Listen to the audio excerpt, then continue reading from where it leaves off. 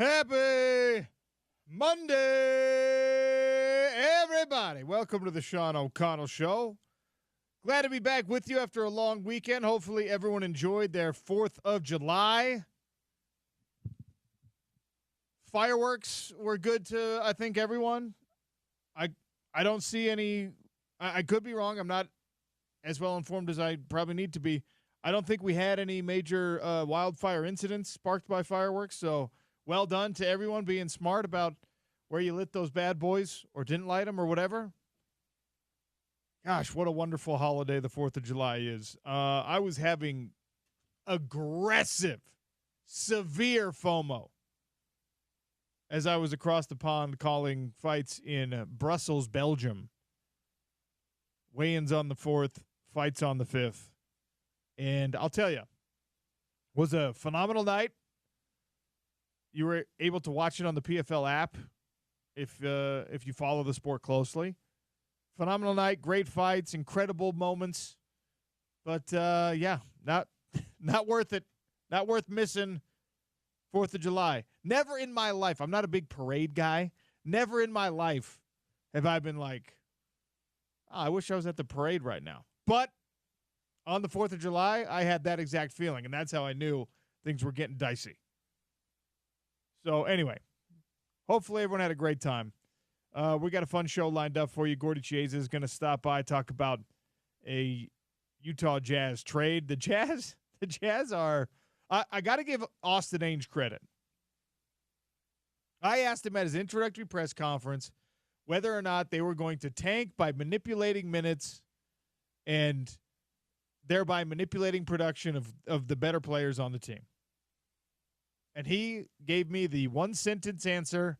You won't see that this year. And you know what? He's a man of his word. I got to give him credit. We won't see it this year because there's not going to be any high-quality players left on the roster. They're not going to have veteran talent that they have to worry about resting.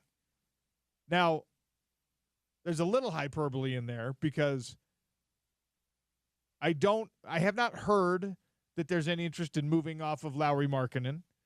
Lauri doesn't want to go anywhere. I think they're going to keep him around as sort of the veteran tentpole for when this team could potentially be good with the young stars that they're hoping they acquire and or develop. But the Jazz are just getting rid of any veteran that can actually help them pile up wins next year. So, welcome to another tank, Jazz fans. It's going to be really, really interesting to see how the dynamic develops between Utah Jazz fan base, Utah Jazz fandom, probably is a better way to say it, and Utah Mammoth fandom. Because right now, there's a Venn diagram, right, where the circles meet in the middle, and there's a decent sliver of people that are doing both, that have mustered up the money for both, that have mustered up the care and the attention and the want to for both. I wonder how consistent that stays, because I sincerely believe that with the Peterka signing and with some of these draft picks and potentially, like Simashev and Boot adding their talents to the roster, I think that the Utah Mammoth are making a very serious playoff push next year. And yes, hockey's a new thing in Salt Lake City, and you're still kind of having to spread that gospel and try to convert people. But one thing you don't have to explain to people, one thing you don't have to teach people is what bad basketball looks like. And I don't know how many people are going to go really bananas for a second consecutive year of bad basketball. So we'll follow that as it progresses. We'll talk about it with Gordy. Scott Mitchell is going to join us at noon. Ari Temkin from Big 12 Radio on TuneIn is going to join us as we get ready. Tonight we're headed to Big 12 Media Days down at the Star in Frisco, Texas. Dallas Cowboys headquarters, a new location, a new venue for Big 12 Media Days. We got the full schedule it's going to be interesting to see how this thing plays out, because the Big 12 is they're trying to be different. They're trying to be revolutionary in a lot of the things they do to try to drive interest. There's a couple things on the schedule that I don't have a super full explanation as to what they're going to sound like or look like, but there's on both days of media availability, there's some coaches roundtables, and the way I envision that is you get multiple coaches sitting up there on the main stage and talking ball. Man, I want that. I absolutely want that. So the first day, Utah will not be there. Tomorrow, Tuesday, you're not going to have Utah players and coaches. Wednesday, obviously, will index very heavily on Utah players and coaches because that's the day that group of individuals is going to be there. And we'll do our best to give you comprehensive coverage of Big 12 Media Days from Dallas, Texas. Myself, Spence Checketts, and a lot of recorded interviews. You'll hear from Brett Yormark. You'll hear, the head of bowl committees, things like that. I'm sure there's going to be a college football playoff representative down there at some point. So this is kind of the unofficial opening of the countdown, like the real countdown to college football.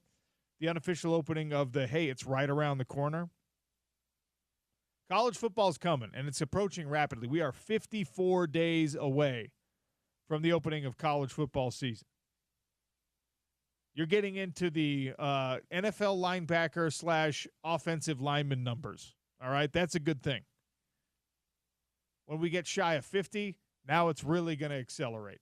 And by the way, a quick reminder, your summer ends in 6 weeks. If you've got kids that are going back to school, you got 6 weeks of summer left. Take advantage. Cram it all in. Do as much as you possibly can.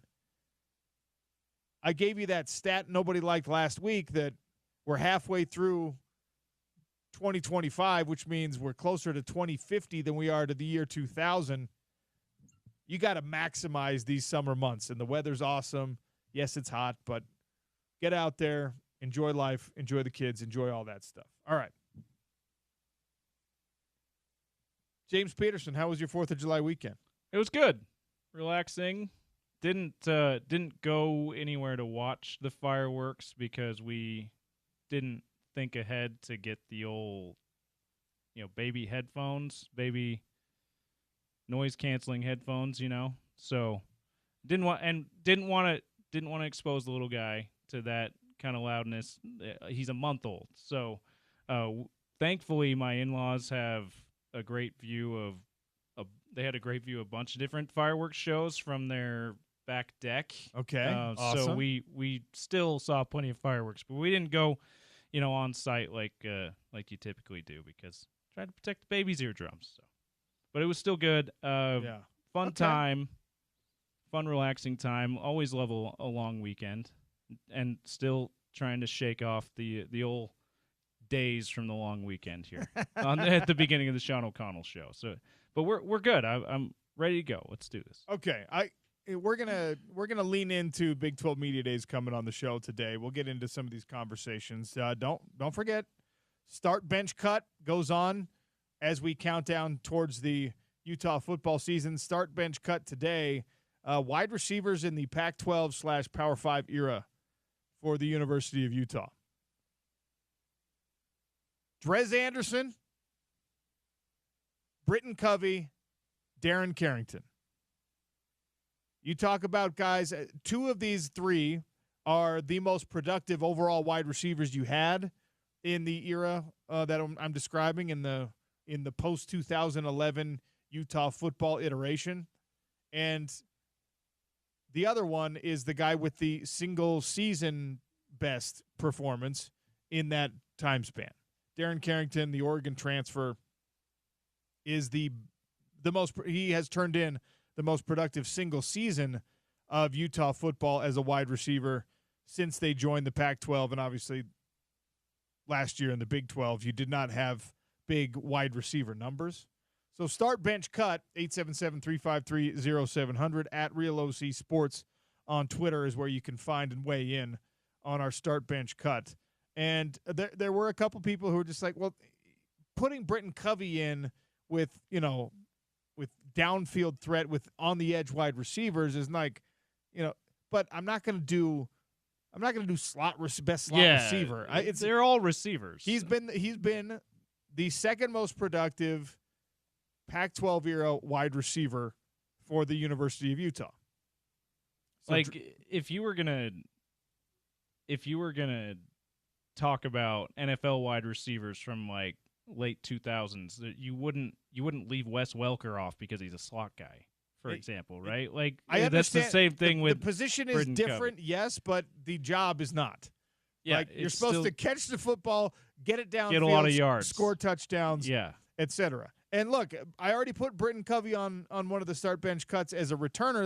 That's how special he was as a player.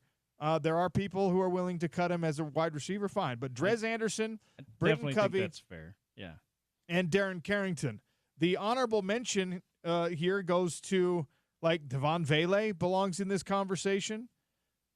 He's a guy that he ended up with. Devon Vele actually had some really good numbers for the University of Utah. Would have been much higher in his final year a couple years ago had there not been so much uncertainty and injuries around the quarterback position. I'll give you some numbers here for these guys before I make you start, bench, and cut one. Okay, James? All right.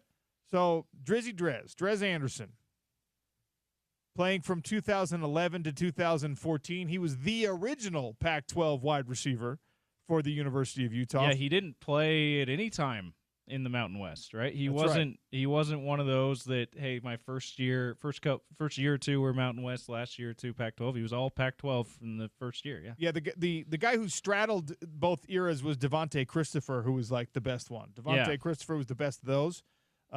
Anyway, Drez Anderson, he had 134 catches for 2,077 yards, 15.5 yards per catch, 17 touchdowns. He also had one rushing touchdown. So he left Utah having scored 18 touchdowns in the offense. And you said 2,500 receiving yards? 2,077. 2,077. And he's the trivia question, the last 1,000-yard receiver, right? For Utah football? Or is that a different?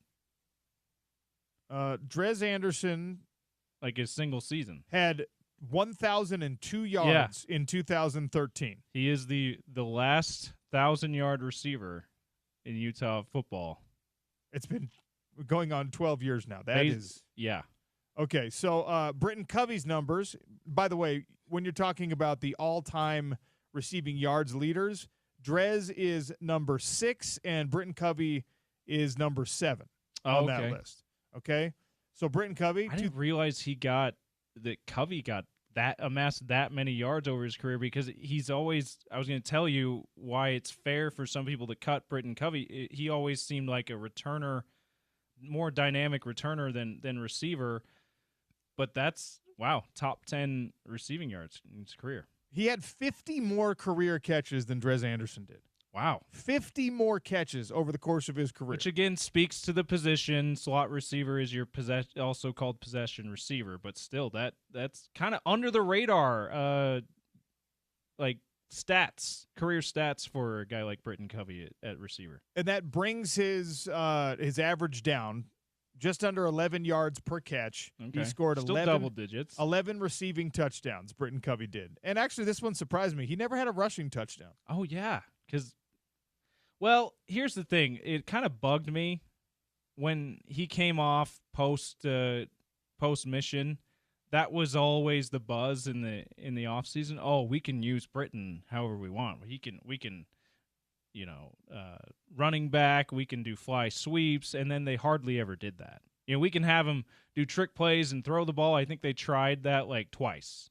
So it was always more talk than actual. We're actually going to do this with him. He did run the ball quite a bit. He had 49 rushing attempts for 300 yards. He averaged 6.1 yards per carry. Was that more in his freshman year? Because I don't think I saw it a ton. Maybe I just missed it. He just post his mission. He did some Wildcat stuff and things like that. That's a good point. Those were rushing attempts. Yeah, he that's true. obviously threw a couple of touchdown passes. So anyway, Britton Covey, 11 receiving touchdowns, no rushing touchdowns. So when you add Britton Covey's return touchdowns and his receiving touchdowns, he still has not produced as many touchdowns, interestingly enough, as Drez Anderson has. Now you go down to, and this one was hard because you go down to guys like Devontae Christopher, who straddled the Mountain West era and the Pac-12 era, and he's not part of our start bench cut poll, but Devontae had pretty similar numbers in terms of average to Drez. He had 15.8 yards per catch. That's pretty good. That's really good. Yeah. And he had 13 receiving touchdowns. Also a good number. A very, very good number for somebody like Devontae Christopher. A lot of people weighed in and said, well, what about Tim Patrick? Tim Patrick is the ultimate, wow, what did we miss with that guy? Yeah. I feel like after Devon's rookie season, too, with the Broncos, you could say he was kind of that way, too. But they did his last or his middle 2 years, they did start to feature him a lot more. Devon Vele's numbers, 1,689 receiving yards, 13.7 yards per catch. He did score 9 touchdowns for the Utes as a wide receiver and no rushing touchdowns. You didn't really use him a lot on end-around type stuff, but he certainly belongs in the conversation. Devon Vele, I think a little underappreciated. Yeah. I thought about my guy, Gooby. Kenneth Scott had some good numbers. He scored 11 touchdowns, had 11.5 yards per catch. He's 27th all-time as a Utah wide receiver. The reason I chose Darren Carrington is because you correctly stated that Drez Anderson is the last 1,000-yard receiver that Utah had. Darren Carrington, in his 1 year with the University of Utah, and if your start, bench, cut conversation comes down to, well, who do I start, bench, and cut for this hypothetical 1 year scenario, you might choose Darren Carrington. 2017, he had 70 catches for 980 yards, 14 yards per catch, 6 touchdowns. And again, that was in one single season. He was awesome that year. After being awesome at Oregon. Like, he was a really good college receiver. By the way, Tim Patrick, he dealt with injuries, obviously, at the University of Utah, but over 14, 15, and 16, he had 9 fewer catches than Darren Carrington's 1 year. Holy crap. He had roughly 92 fewer yards in his career than Darren Carrington had in that 1 year. Their yards per catch average was relatively similar. Carrington 14, Tim Patrick 14.6. Tim Patrick did score 5 touchdowns, again, over the course of his career, whereas Darren Carrington had 6 in the 1 year. So just an incredible year at Darren Carrington, and just shy of being that second 1,000-yard receiver in the Pac-12 era. Can I give you a guy that probably doesn't hop to anyone's mind, but I think also I had to weigh potentially as one of these? Jalen Dixon. Yeah, I was going to say, when you mentioned people chiming in on Twitter that, hey, Britton's a slot guy, I'm like, well, Jalen Dixon is that deep threat guy. Jalen Dixon had 14.4 yards per catch, so more than Britton Covey did, and he had 13 touchdowns, so scored 2 more receiving touchdowns than Britton Covey did. So Jalen Dixon belongs in the conversation. What was his yardage? His total yardage was 1352. Okay. And that puts him well behind Britton Covey, who was at 2011 total. 184 catches for Britton Covey, and Jalen Dixon had 94 total catches. I was going to say, Jalen Dixon really was that deep threat or nothing else receiver, so he not near as many catches. I did not realize he got to 13 touchdowns, though. But that speaks to just his breakaway speed and how Cam and Tyler Huntley before that were able to find him for deep touchdowns. And let me tell you, I have a problem when I'm talking about – I did this with the running backs, right? When I was debating, do I put Del Rogers in here? Yards per carry matter a lot to me, and touchdowns matter a lot to me. Yeah. At wide receiver, I very nearly, when I was doing the start bench cut at wide receiver, I very nearly just made it a list of the top 3 touchdown scorers in this era, because what do you need from your wide receivers? You need them to score. You need touchdowns, right?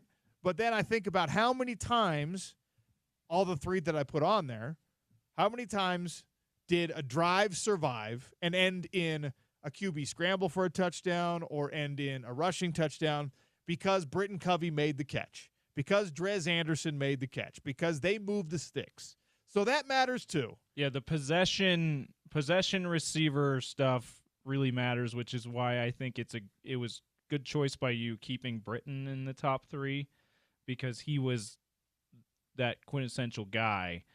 And because I would agree with you, touchdowns are the most important stat across any position other than offensive and defensive line, right? And, the defensive side of the ball. But for receiver and running back, it's also really important how often they were able to move the chains. And a guy like Britton Covey was a big part of that. I will say that there's a lot of variance here, all right? Because there are some people who just 12 years gone, they still can't get over some of the Drez Anderson drops. He got the dropsies every now and again, but the numbers don't lie. Drez Anderson is the most productive receiver you have had across the board in the Pac-12 era. I mean, it certainly means a whole lot that that no one else has been able to amass over 1,000 yards in a season. And maybe only one other guy has gotten over 900 yards, Darren Carrington. Maybe I'm blanking on a couple other guys who may have gotten over 900, but even though he had the case of the drops, which almost every receiver goes through a little bit, he still got over 1,000 yards for you in a season. That's a rare thing for Utah. So you can't leave him off because he had the case of the drops every once in a while. Dalton Kincaid had 890 yards. Okay. As a tight end, so obviously. Really close to 900, but not quite. Not quite 900. Devon Vele had 7-something, maybe? 695 was his best individual season. Let me find Jalen Dixon on this list because he was another guy that we've been talking about. Jalen Dixon did not have a 900-yard season, I can tell you that. His best season was 589 yards, and that was actually in his freshman year. So, yeah, you haven't had a 900-yard receiver since Darren Carrington, and you haven't had a 1,000-yard receiver since Drez Anderson. So you can't leave Drez Anderson off because you didn't like how he dropped it. He dropped a few too many. There are people cutting. There are people cutting Drez Anderson. There's a lot of people cutting. That's wild. Drez Anderson. And Dorian Singer, yes, ladies and gentlemen, Dorian Singer probably deserves to be the receiver you either start or bench on this list, but you have to go by what actually happened while they wore the uniform. I think Dorian Singer is one of the most talented wide receivers that Utah's probably ever had, and certainly during this Pac-12 era in question, but it didn't work out. The unfortunate reality was there was no quarterback to give him the ball. So you will not find a bigger Dorian Singer apologist or fan than myself. You cannot put him on the start bench cut list alongside these other guys who had very productive careers at the University of Utah. The production has to trump everything else with all of these start bench cuts, right? And unfortunately for receivers, their production depends on the quarterback. That's why Dorian Singer is not on this list. He probably would have been the next 1,000-yard receiver or 900-yard receiver for Utah if Cam had been healthy all year. If Isaac Wilson had been a lot more ready as a true freshman, which, again, is not a criticism of Isaac Wilson. Most true freshmen aren't ready. He just happened to be one of those that wasn't ready to step in and be a really productive quarterback last year, and that hurts Dorian Singer's case. By the way, Dorian Singer's career looks like this, his college career. Freshman year at Arizona, played in 5 games. He had 18 catches for 300 yards, 16.7 yards per catch. Arizona's like, oh, wow, we got something here. Yeah. Kid's good. His sophomore year, 66 catches for 1,100 yards and 6 touchdowns. Then he went to USC, transferred to USC. Bunch of hype going into that season. Caleb Williams last year. 13 games. He had 24 catches for 289 yards and 3 touchdowns. And then at Utah, we know what happened. Played in 12 games, ended up getting 53 catches for 700 yards. He's still... And 8 touchdowns. It's remarkable all that Utah went through last year at the quarterback position that Dorian Singer was that productive still. I mean, the guy is a special talent. Now, I hope that that's going to emerge. He's with Jacksonville, if I'm not mistaken. I hope that's going to emerge for him at the NFL level. But Dorian was the pro day situation. He thought he was coming back and playing another year. He could not have performed worse at pro day. Now, thankfully, he's still getting his cup of coffee, and I'm sure he showed up in much better shape for that opportunity. But, man, that's going to be – there's a lot of guys, right, that have come through every college football team that you probably played Little League and high school football with some of these individuals that you just – when you get together with the old buddies, you say, man, what if? What if he would have cared? What if he would have worked out one day in his life? What if? Beyond his control – most of these situations at Utah, the Dorian Singer is going to be one of the ultimate what-ifs for me, alongside, of course, Cam Rising. What if Cam Rising had stayed healthy? The possibilities for Utah football with a healthy Dorian Singer, a healthy Cam Rising, a healthy Brant Keithy, a healthy defense would have been endless. But unfortunately, that's not how it played out. Too many what-ifs. Yeah. So start, bench, cut. 877-353-0700 at Real OC Sports. And they're coming in and they're wild. Start Covey, bench Carrington, cut Drez Anderson. Cut Drez Anderson? Man. What? That's harsh. Start Covey, bench Drez, cut Carrington.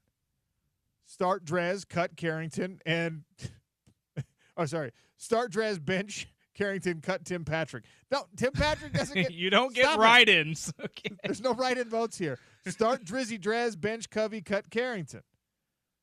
Man. Big Snail says Darren was the most complete receiver. Wish we had more than one season with him.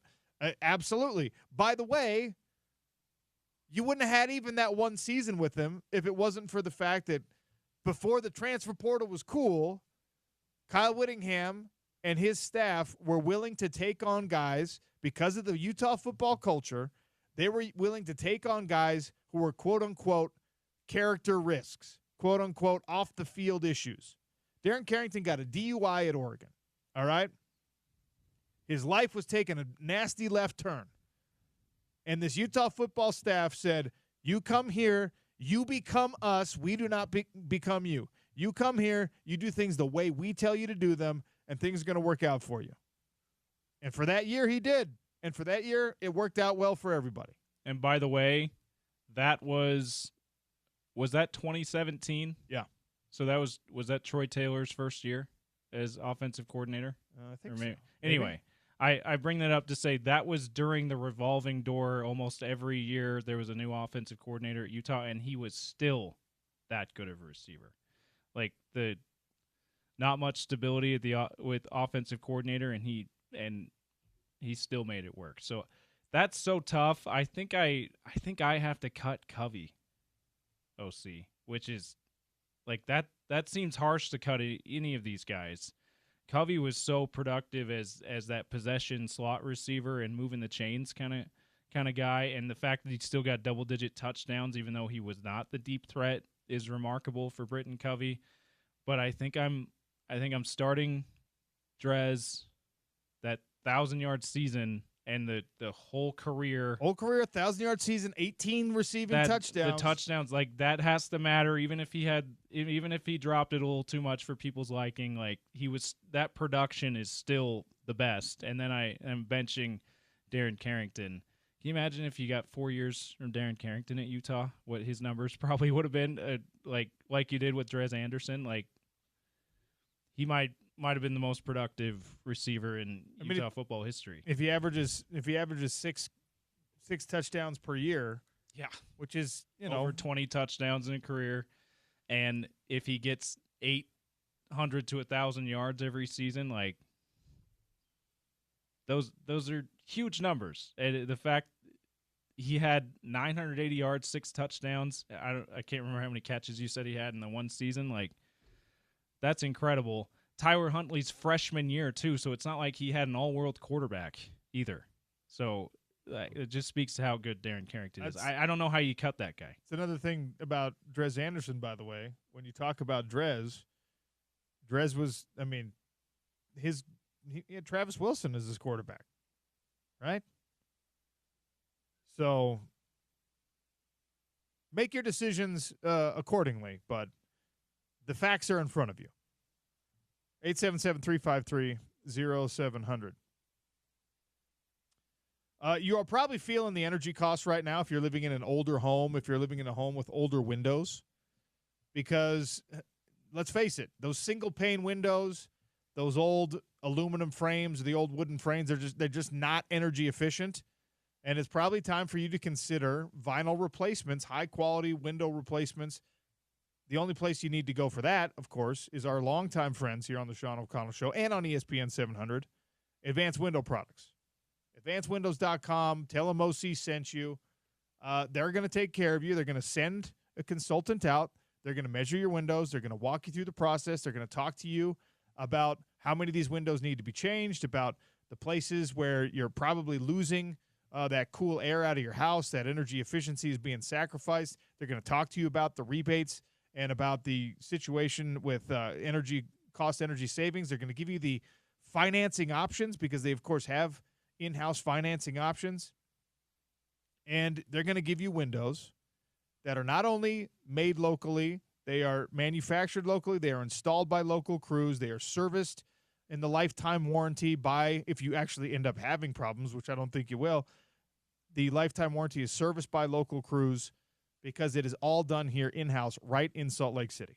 $2,500 off, 10 windows or more, and they're always helping out our listeners. Tell the mayor of Sac Lake City, Nate Orchard, that you want him to come by, that you want to talk a little Utah football. If he's got the time in his schedule, he'll be the one that comes out, all right? I can't make you that promise, but I do know that Nate, he makes an appearance, and every time it happens, a Utah fan reaches out and is just like, man, this company's great, but also I got to chat a little football with Nate Orchard. Their shop is right here in town at 3052 South, 460 West, advancedwindows.com. Tell them OC sent you for $2,500 off, 10 windows or more.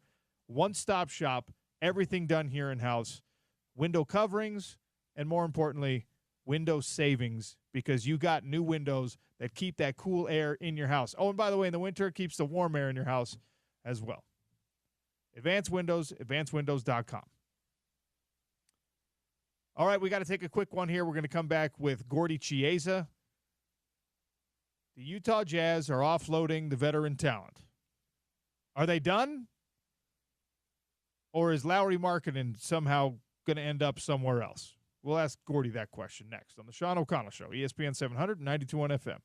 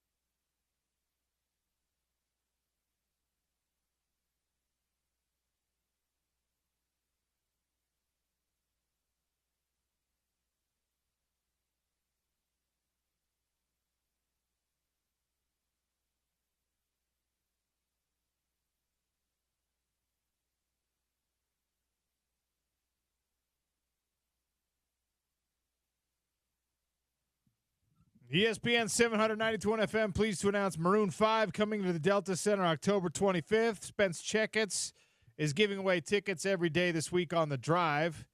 Tickets are on sale right now. Details can be found at ESPN700sports.com. We are lucky enough to welcome Gordy Chiesa, resident NBA guru, in. He's giving us some time this week because we're going to be at Big 12 Media Days tomorrow and Wednesday at the Star in Frisco, Texas, Dallas Cowboys headquarters. So we talked to Gordy on a Monday. Hey, Gordy, how are you? Sean, I'm doing fine. Thank you. You have some hot dogs, some apple pie, some fireworks this past weekend? Yeah, I did. It was good. I enjoyed thoroughly July 4th, and I'm glad people are safe, which is always good. All right, so we got the three-team trade today, and for the Jazz, effectively what you do is you offload John Collins. A lot of us thought this is something that might happen.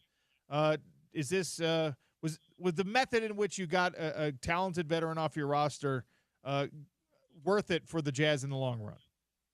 I think it's a big play as far as giving more flexibility. So John Collins' contract was $26.5 million. And he played well for the Jazz for the 2 years he was here in Salt Lake City. He did a wonderful job, and he improved himself. So now by adding Kyle Anderson and Kevin Love, they basically saved $13 million for future use.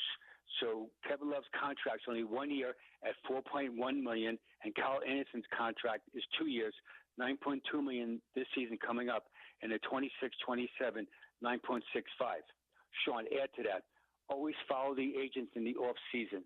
The exact agent for John Collins, which is Jeff Schwartz out of Excel Sports Management, is the same agent for Kevin Love. And so that was part of the deal, I'm sure. And that makes it so simple. And also, Kyle Anderson is a Washington Media Group, and that's the number one for the Jazz as far as most clients. So the other clients of Washington Media on the Jazz are Keontae George, Bryce Sensabaugh, and Isaiah Collier, and now Kyle Anderson. So again, as always, it's way beyond just playing. It makes it much more, not simpler, but much more fluid if you have clients with the same agents. So is Kevin Love actually going to play a single game in a Jazz uniform? I would say it's unlikely. And the reason why is that it makes really no business sense, because now by moving on John Collins, that says basically philosophically that they're going to, if not start, definitely play a whole bunch. Taylor Hendricks at 4 and Ace Bailey as a stretch 4. And Kyle Anderson, the way he play, I'll call him a point forward. He's actually a good player. Is that he's going to play sometimes 4, sometimes 3, and be almost like a defensive playmaker. So Kevin Love will be unlikely to put the Jazz uniform on, only because he turns 37 in September, and he probably wants to go to a team that he perceives that they can try to win a lot more games. How much longer does his style of play last in the NBA? You know, he's a guy who can shoot. Earlier in his career, he was just an absolute rebounding machine. He's adapted his game over the years. Is he someone that we can see playing into his 40s, or are we on the very last legs of Kevin Love? I would say the very last legs, yeah. And that's a whole bunch of legs, too, in a good way. He had a tremendous career, 5-time All-Star, 1-time NBA champion with the Cavaliers, and he was a tremendous player in the present tense, but now as he's aging. And so it's unlikely. Now, big guys are always in vogue as far as being stretched power forwards and or centers. And that was Kevin Love. He used to stretch the floor, and he could rebound in traffic. And let's not forget, his generational, one of the best ever outlet passers, igniters, and fast breaks that we ever had. Add to that, you realize, Sean, that his middle name is Unsell. So it's Kevin Unsell Love.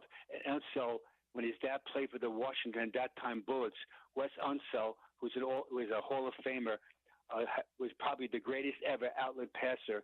And his father named Kevin Love's middle name after Wes Unsell, thus Unsell. I don't know how I didn't know that after how many times we've talked to Kevin Love, how long he's been in the NBA. I didn't know that.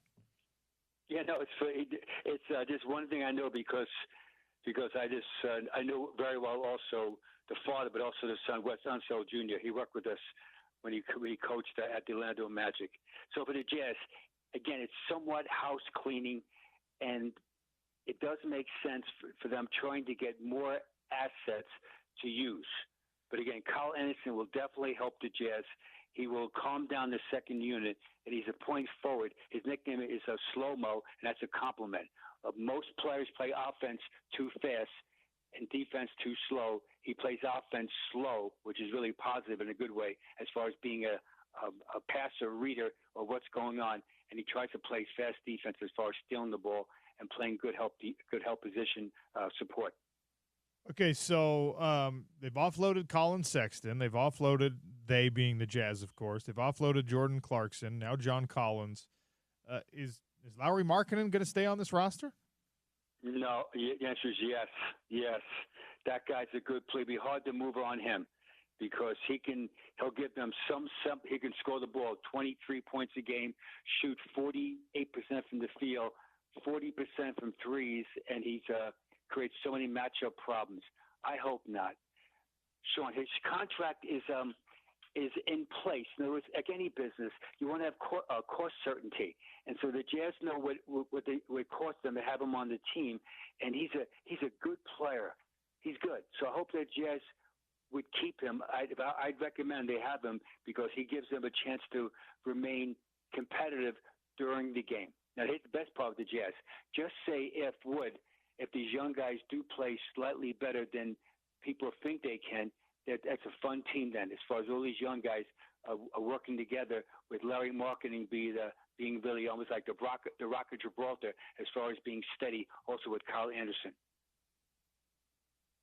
Gordy Chase is our guest here on the Sean O'Connell Show, talking Utah Jazz moves in this offseason. John Collins is off to the Clippers, 3-team trade, clear some space for the Utah Jazz, another good veteran off the roster. Let's talk some Summer League. Ace Bailey didn't really do a lot in the point-scoring category, but everyone, if you read the articles, everyone says he worked hard, did a little bit of dirty work, hustled, ball on the floor, he's diving for it, and that was, I guess, enough to give him positive review? Yeah, I was there. Yes, the answer is yes. Sean's alluding to he struggled from the field shooting 3 for 13 and 1 for 5 from threes. But generally speaking, he played hard throughout the game. He really hit a wonderful block, ended the game to stop 2 points, and he got a key rebound in traffic with guys hanging on him at the last shot of the game. So it was positive. It was upbeat. Also upbeat was Cal Filipowski, second-year player. Played exceptionally well as far as moving the ball, scoring 22 points a game and 6 rebounds, and he was a steady influence. And then Bryce Sensabaugh, we know can shoot. He did a good job. Shot 5 for 8 from threes, and 19 points. So it was a positive experience. It was an intense game. So the beauty of playing in Summer League that both teams wanted to win, absolutely.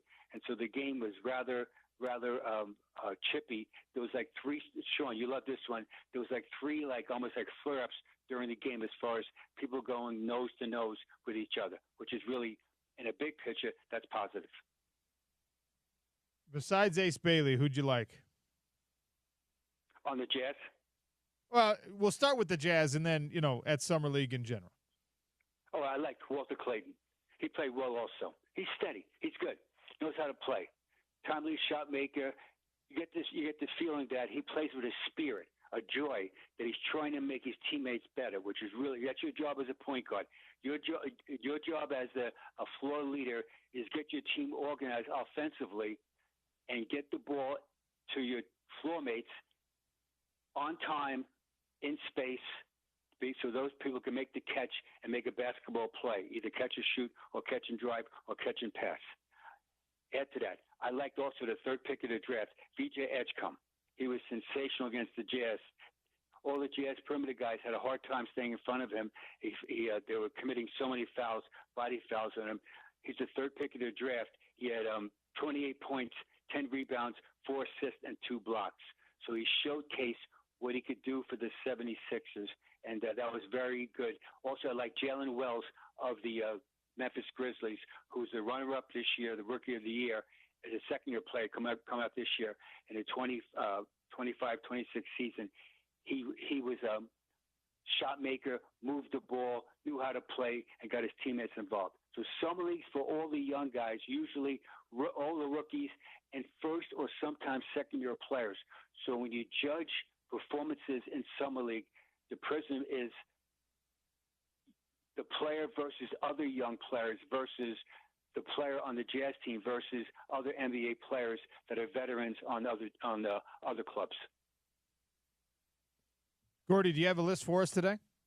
Yeah, Sean, this list today, I was thinking about the other day, you and I talking about the draft, and this is since 1980, the top 10 of the best undrafted players. All right, so 1980, that was a whole bunch of years, 45 years ago, the top 10 undrafted players.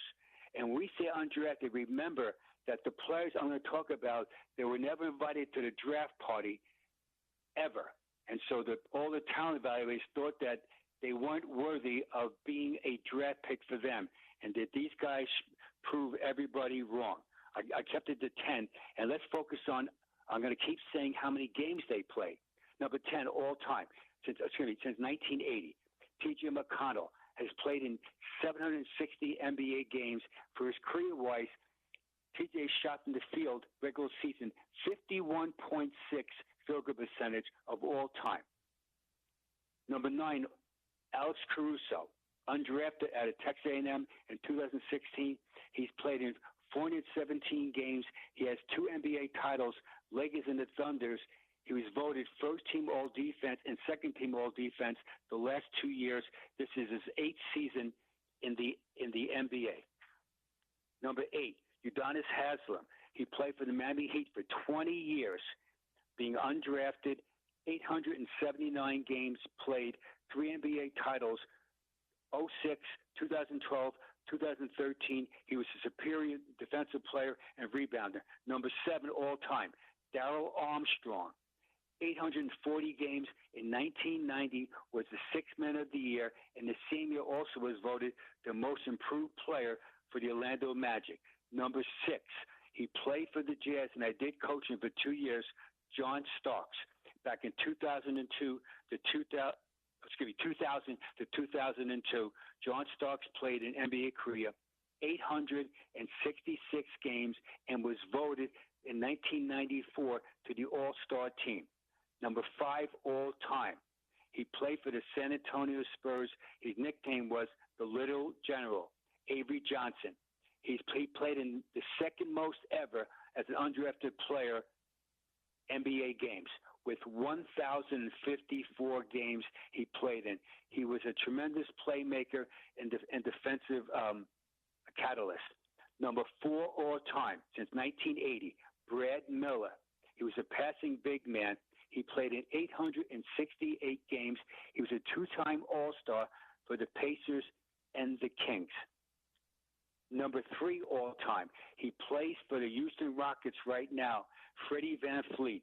Back in 2016, undrafted. He just finished his 9th NBA season. Freddie's played in 550 games. He's averaging for his career 17 points a game. NBA champ with the Raptors back in 2019. The second best player since 1980 undrafted is Bruce Bowen back in 1993. He played in 873 games, 8-time voted all-team, all-defensive, either first, second team, 3-time NBA champion back in 03, 05, 07 with the Spurs. The number 1 player of all time that was undrafted since 1980 is Ben Wallace in 1996. He's played in the most ever games as an undrafted player with 1,088, 4-time All-Star, 4-time voted Defensive Player of the Year. He was inducted into the Basketball Hall of Fame as the first ever undrafted player to be selected back in 2021. And so it just shows you that these people, if given the chance, they've been misconstrued, and they could absolutely play well for an NBA team quickly. What about Jazz basketball? The best player that's never been drafted that's played for the Utah Jazz is Joe Ingles from Australia. Joe's played in now 723 games, including 590 with the Jazz. He's the Jazz all-time leader at franchise in most made threes with 1,071, and he's the career leader in the best three-point shooting percentage in Jazz history with 40.8. And one time, Joe Ingles played in 418 straight NBA games, 384 regular season, and 34 playoff games. So, Sean, a lot of guys, we talk about, if this guy's the 8th pick, 9th pick, 12th pick, 3rd pick. It's important, but these guys prove that even the experts really aren't experts. Yeah, we learn that pretty much every year in every sport, and that I try to make sure that I'm not a part of that trend, but I am every time, Gordy. How about in the NFL? Who's like one or two guys that are undrafted? They're absolutely sensational. Oh, man. Put me on the spot here. The best London Fletcher was an undrafted player, if I'm not mistaken. Okay, yeah. Unbelievable. Big fan of him. Who else we got, James? Undrafted NFL stars that anyone from your... I had to look it up here. Tony Romo was undrafted. Oh, really? Okay. I thought he was a late-round guy. According to NFL.com here, Wes Welker had a mention earlier in the show randomly. Also undrafted. Drew Pearson, the original 88, if I'm not mistaken, for the Cowboys. Chris Harris, cornerback, longtime cornerback. So yeah, there's a good list here. Let me double check that I didn't misread this. And when I mentioned Tony Romo, Antonio Gates is coming up here as an undrafted player. Is that right?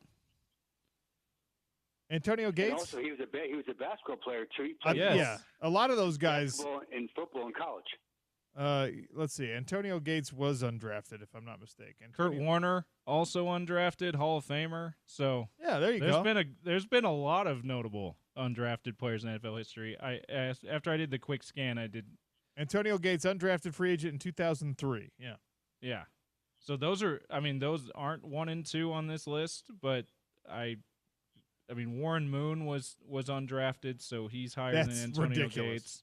But they have the NFL.com has Kurt Warner as the number 1 ranked undrafted player in NFL history. Warren Moon number 4.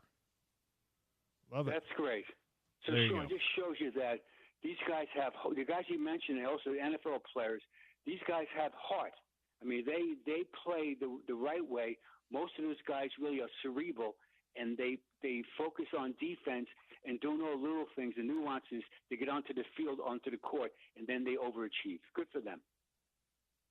Gordy, you're the man. Always appreciate your time. Thanks, Sean. Travel safe. Good luck. Gordy Chiesa joining us on a Monday because we're at Big 12 Media Days Tuesday and Wednesday. Myself, Spence Checketts, full coverage all day long. All right, got to take a quick one here. We'll come back with the hot lunch on the Sean O'Connell Show. It's ESPN 700, 92.1 FM.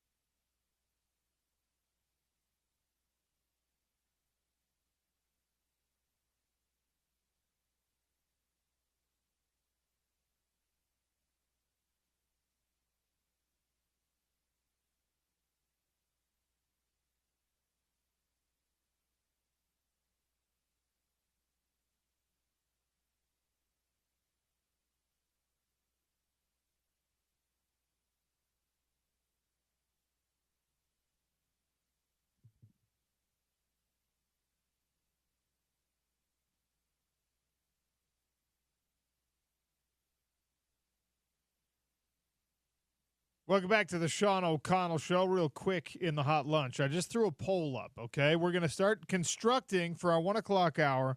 We're going to start constructing our official, semi-official, actually not at all official, Sean O'Connell Show preseason Big 12 media poll. All right? We have to do our own because the Big 12's not doing one. Big 12's not doing one. We have to do our own so official. We're going to do our own. Are we? So is this? So this is according to we're going to get the listeners involved with whatever they think is highest. Like, I want the listener opinion here.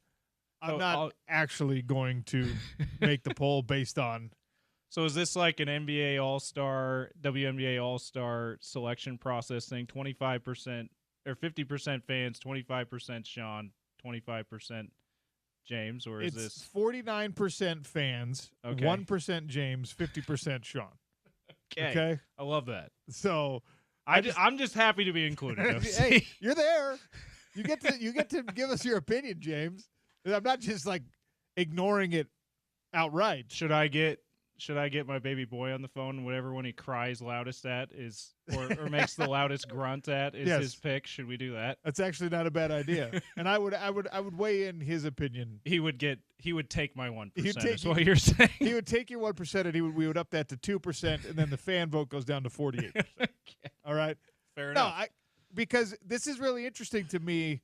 The Big 12, because of the expected parity in the conference, depending on which publication you go to, their predictions are all over the place. And when I say all over the place, I mean way all over the place. And not just where teams are expected to stand in the Big 12 conference itself, but where teams are expected to end up in the national landscape of things. And again, preseason rankings are just conversation points.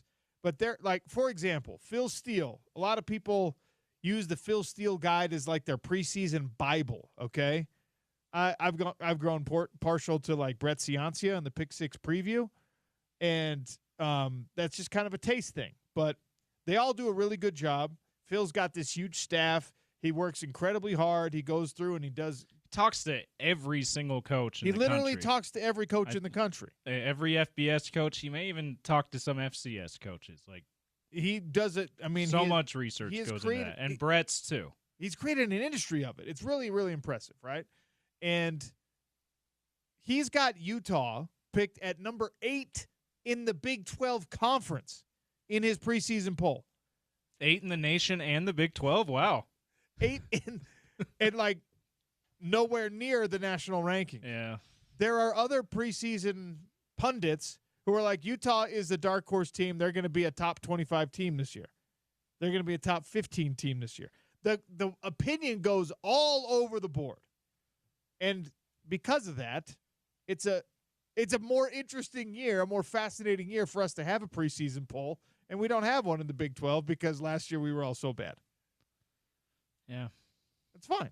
It's fine. And you had a pretty good hypothesis last week when this, or was it the week before when this news came down, no preseason media poll for the Big 12, when you said Brett Yormark and the Big 12 office must be listening to the coaches when they take this out. They must have fielded a ton of calls from coaches saying, "Can we just get rid of this thing?" And they're like, "You know what? We're gonna be a conference that listens to our schools, so let's pull it out." Like that. That has to be my guess is what happened there too. Okay, so the poll that I put out is you're helping me construct this preseason poll. Who are you putting at number 1 in your preseason poll? I threw Utah in there because we are the home of the Utes. Yeah, there's an argument for Utah. There's an argument for Utah. It's relatively thin. It's not the strongest argument, but there is one. But look, I'm the upside for Utah, the possibilities for Utah because of the offensive personnel that you've added, because you're installing a new system. That can be a bad thing, but also I think is going to be a good thing. And because you're still coached by Kyle Bleepin Whittingham, we know that the ceiling is. It's number 1 in the conference. New middle name for Kyle. Wow. That's actually, it's on his birth certificate. You didn't know? Does it start with an F on his birth certificate though, or is it the bleeping? No, it's parenthesis, bleeping, close parenthesis. Okay? So that I'm changing my birth certificate now. So that you can, you know what? I have a friend. who their child's middle name is actually The. Their last name is Kent. Shout out Charlie and Christina Kent. So the Kent. Finnegan the Kent. That's great. How cool is that? That's great. My wife's family has some really good neighbors, longtime family friends. They named one. They say my middle name is Danger. They made one of their sons' middle name Danger, which also a great move by them. That's awesome. Now that's a lot of pressure on a kid, by the way. My middle name is. It's like Danger. when you name your kid, like you officially name your kid like Bear. Yeah, Your kid can't be a sissy. I'm sorry. like Bear Fisher. Shout out to the new Utah recruit. You have to if you name your kid or Bear Bachmeyer. Bear Bachmeyer, like our guy Hans Olsen across the street. Yeah. He named his kid Rock. Yeah, he's got to be a tough kid. You got like if your name, it's actually his middle name. But if if Rock is somewhere in your name and you're like a weakling, you can't. Not gonna work. I think that Then you change it to Sue, right? No, Shout out to Johnny Cash. No, because then actually you need to be tough to have be a boy named Sue. That's too. right. That's Boy what that named Sue. song's That's about. the whole Absolutely. thing. Anyway, we got to take a quick one here. We'll start hour number 2 with James. I'm hitting refresh. You've got junk mail? I got junk mail. You didn't get the junk mail? I don't have junk mail. What's going on? Junk? I will forward it to you. Do I need to air a Monday grievance with Keeler McJunkin? What's happening here? Oh, you know what? It went into the other folder. Okay. Let me read it for you. Preseason all Big 12 honors for Utah. Yes, we're coming back with that on the Sean O'Connell Show. ESPN 792.1 FM, proud part of Utah's ESPN radio network.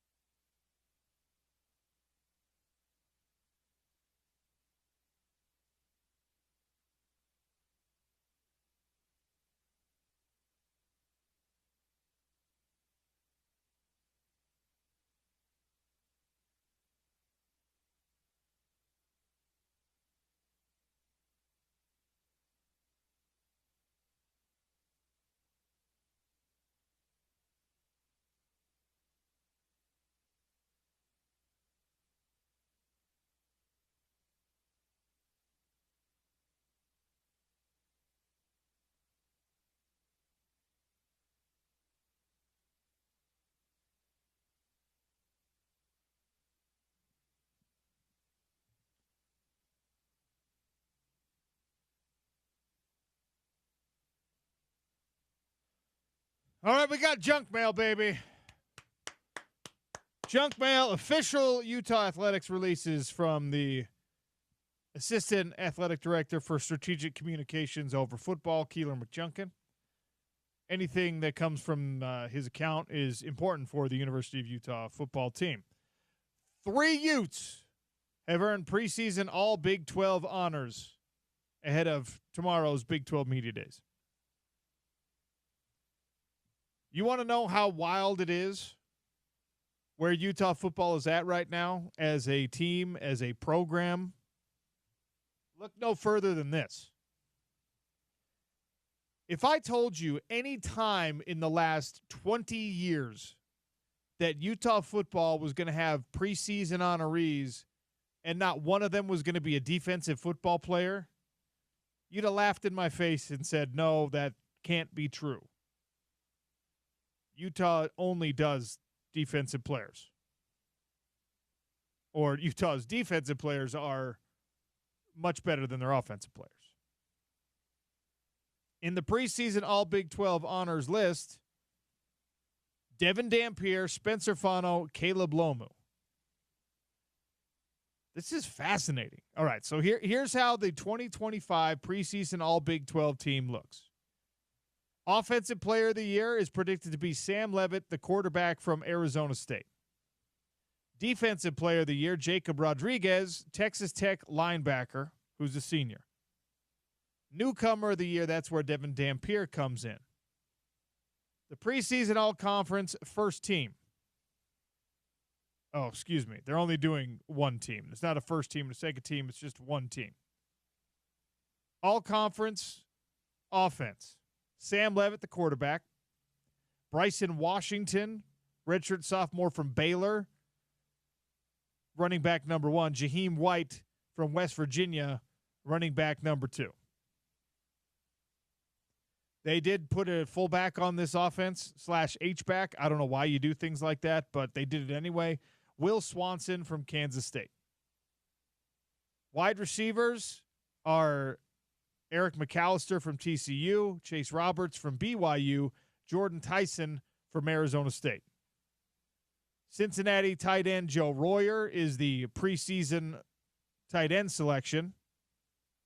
And then on the offensive line, it is Ben Coleman from Arizona State, Spencer Fano from Utah, Bryce Foster from Kansas State, Caleb Lomu from Utah, Jordan Seaton from Colorado, who, remember, a couple years ago was the 5-star big-time offensive lineman that Dion got to commit to Colorado over places like Alabama, LSU, Ohio State, Notre Dame, etc. And he has been a very good player.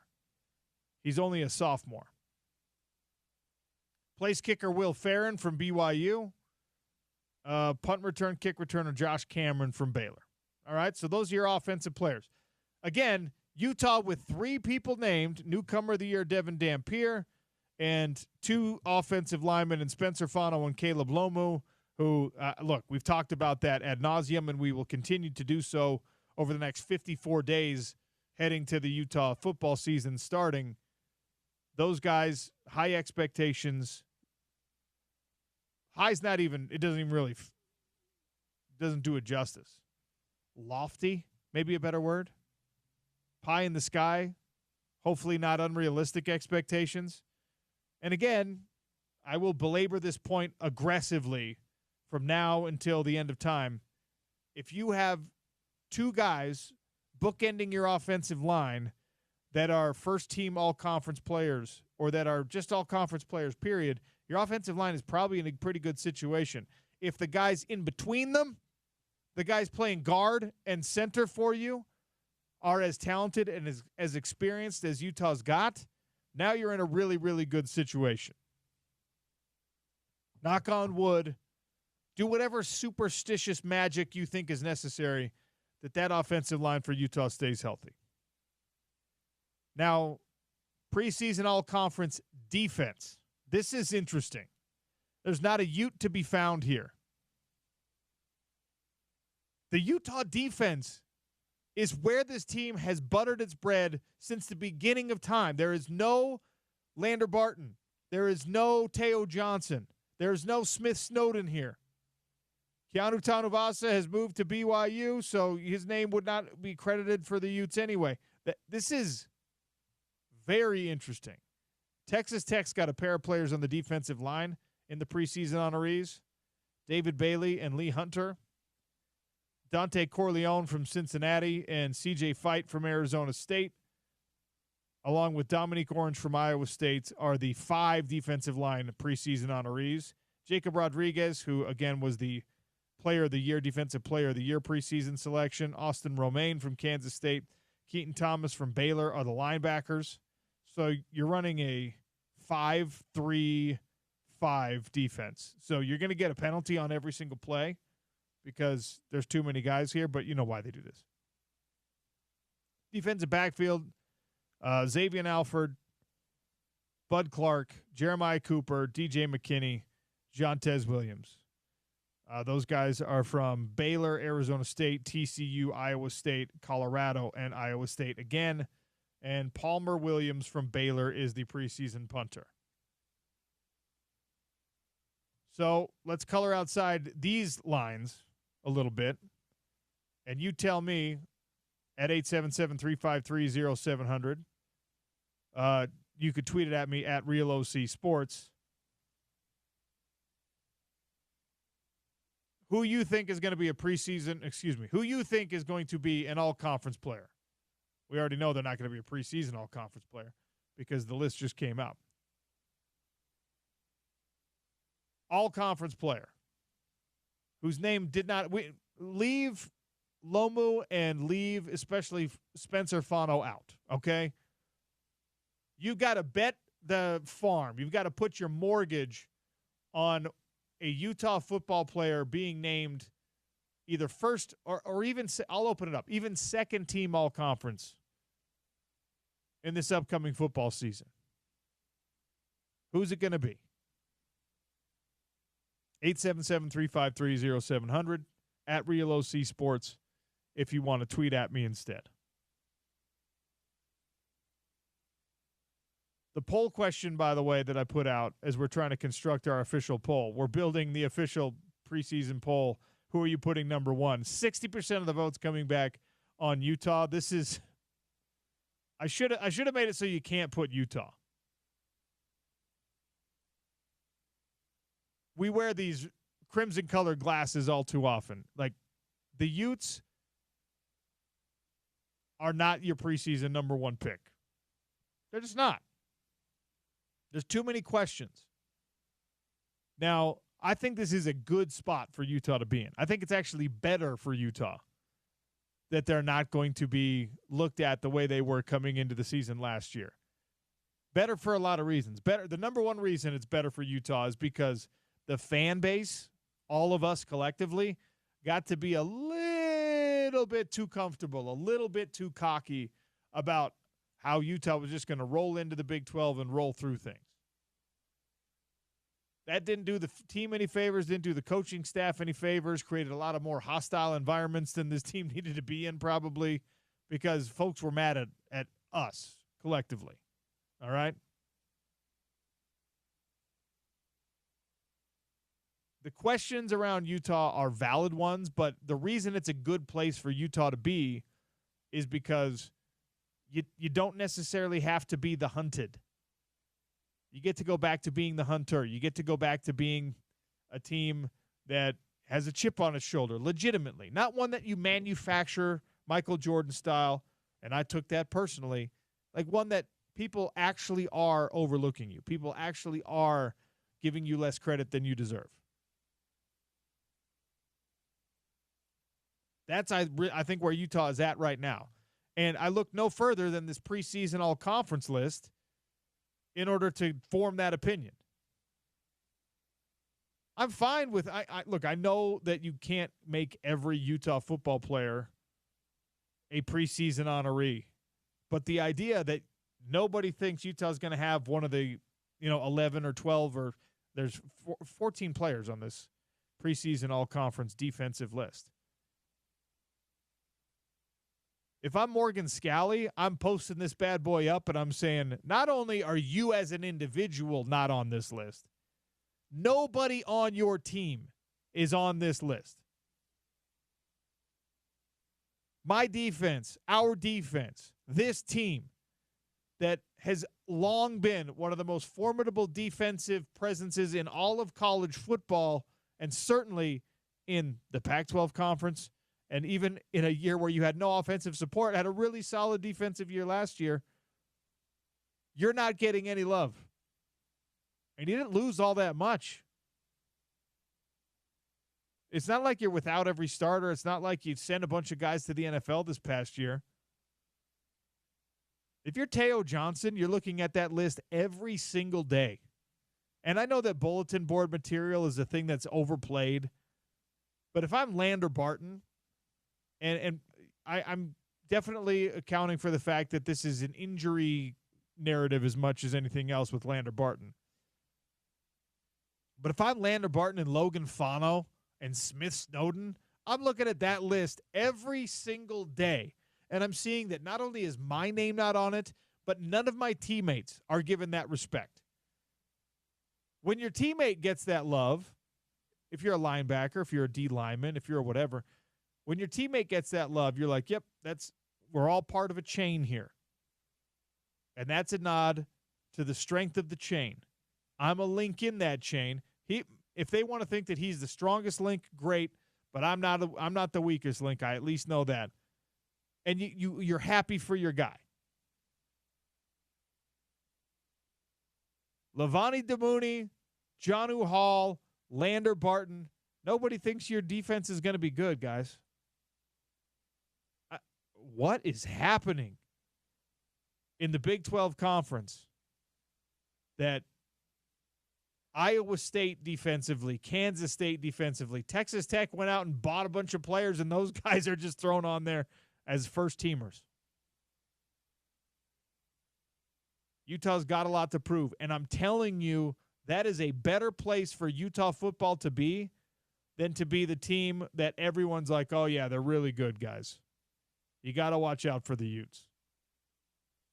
Utah's probably going to win it this year. It's just better for Utah to be able to play and practice, more importantly, with a chip on their shoulder. I'm not going to do what I did last year and thump my Lander Barton Bible for everyone, because I fully acknowledge, even though I'm optimistic that this year is the year that I think he was supposed to have last year, I was wrong about it last year, so I'm going to leave it alone. I'm not going to be wrong again twice on the same player, okay?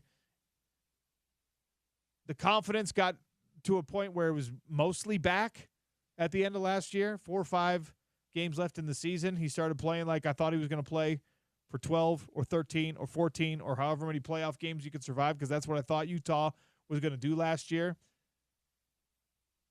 I think Lander Barton's going to be a great player for Utah, but I'm not going to do the thing where I demand everyone else think that, all right? But if I'm answering the question that I just threw at you, I'm putting the mortgage payment on one of these guys being an all-conference player this year. I'm probably saying Smith Snowden. And there's a couple reasons for that.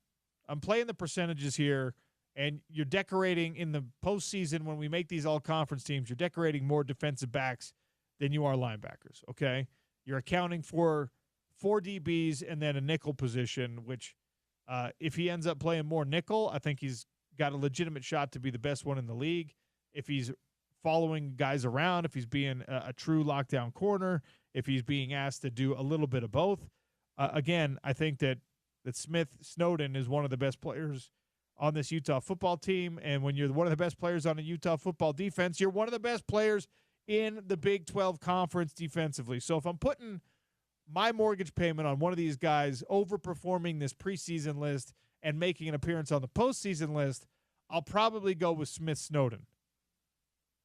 I am blown away that there's not a single defensive player on the preseason list for the Big 12 Conference. And it's not something to get offended about unless you're one of those players. If you're a Utah fan, fine. Let them overlook your team. Let them worry about everybody else. That's okay. And by the way, BYU, the BYU defense led the nation in takeaways last year, effectively, when you're talking about teams in the Power 5. BYU has the same case to make. Preseason all-conference team.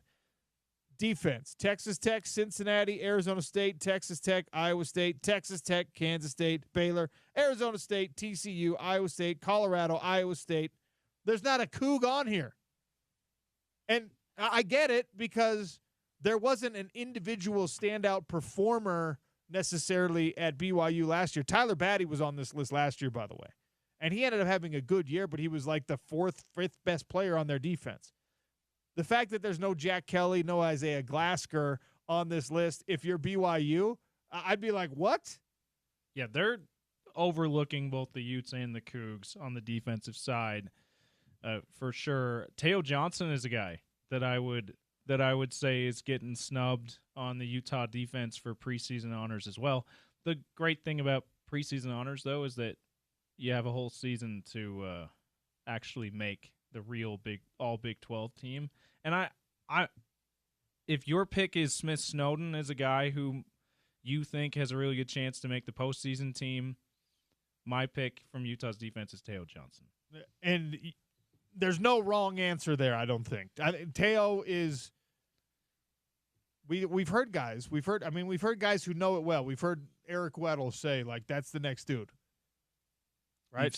We've seen ESPN draft analysts, was it Matt Miller and Jordan Reed? Jordan Reed, yeah. Both have him listed as top 5 guys. I think it was actually just Jordan who or was had it him. Just Jordan? Okay. But anyway, either way. Jordan had him in as one of his top 5 guys to watch from was it just from the Big 12? Anyway. No, it was top 5 at each position. At each position, that's it. Right. Nationally. And Teo was listed as top 5 safety by Jordan Reed, an ESPN NFL draft analyst, which should tell you that if he has as big a year as people around here think he will, and people like Jordan Reed think he will, he's almost a shoo-in for all conference honors. Here's the thing. I look at this preseason list, and again, it's worth the paper it's no longer printed on. They don't print these things out necessarily the way that they used to, but the fact that Utah has 3 offensive players getting a nod and 0 defensive players getting a nod make me feel like I'm in Bizarro World. It kind of does, right? This is upside down sandwich banana land. What is going on here?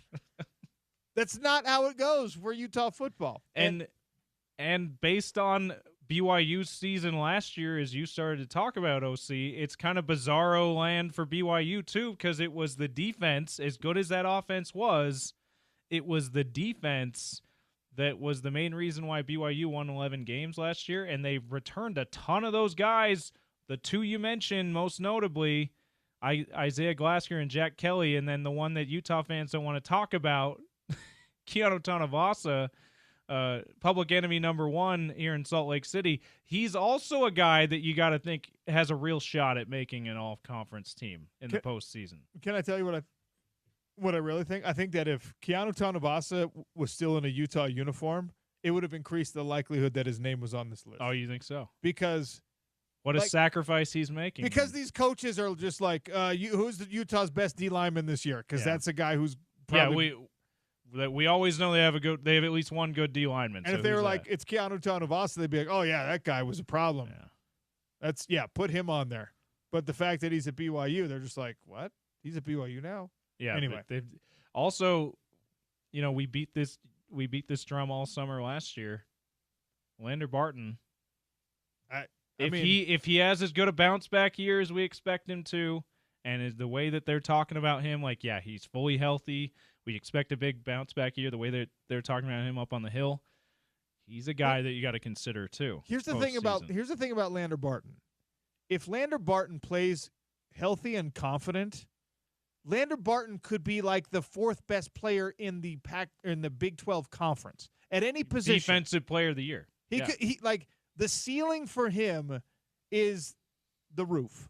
It doesn't matter what you want to say. He can destroy everybody if he's confident and healthy. If he's right. Yeah. And a lot of people are going to be talking about Spencer Fano, and Spencer Fano will probably get drafted higher. But, Lander can be that level of player.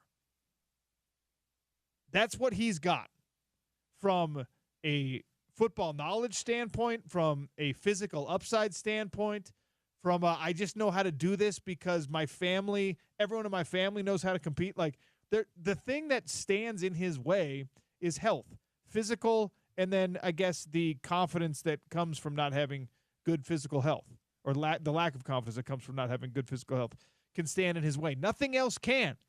If he's playing at his best, there are very few people in this conference that can block him. There are very few people in this conference that can outrun him, can juke him, can evade him, if he's playing at his best. Now, when he's not playing at his best, he's very much a mortal player. He's very much an average player. And by the way, average is not a bad thing to be in Power 5 football. It's not. We do that all the time where we have these incredible expectations, just like, oh, that guy's average. And we say it like it's a bad thing. To be average at the highest level of college football means you are an exceptional football player. But when you're talking about Lander Barton, and you're talking about, for me, when you talk about a guy like Smith Snowden, if we're talking about Spencer Fano, if Spencer Fano has an average year this year, everyone's going to be deeply disappointed. Average is not a bad thing to be unless you're supposed to be exceptional, unless you're capable of being exceptional. And those guys are very much capable of being exceptional. And by the way, they're not the only ones on this team. They're the ones that everyone knows their name. And Caleb Lomu is a dude right now. If you're talking about fastest risers, Spencer Fano's been talked about since last year. Caleb Lomu, this is new. This is a thing where now everybody's learning Caleb Lomu, and all the writers and the coaches and the whomevers are they're cutting on some tape, and they're just being like, you know what, let me not get distracted by what's happening at the bottom of my screen with the right tackle. Let's talk about what's going on the other half of the screen. They're just like, oh my gosh, this kid is good. So that's fun. That's fascinating. But your preseason Big 12 teams in the junk mail, 3 Utes decorated offensively, but nary a defender to be found. Fascinating. 877-353-0700, by the way, if you ever want to weigh in on these conversations. Love to hear from you every single time. Ari Temkin is going to join us next.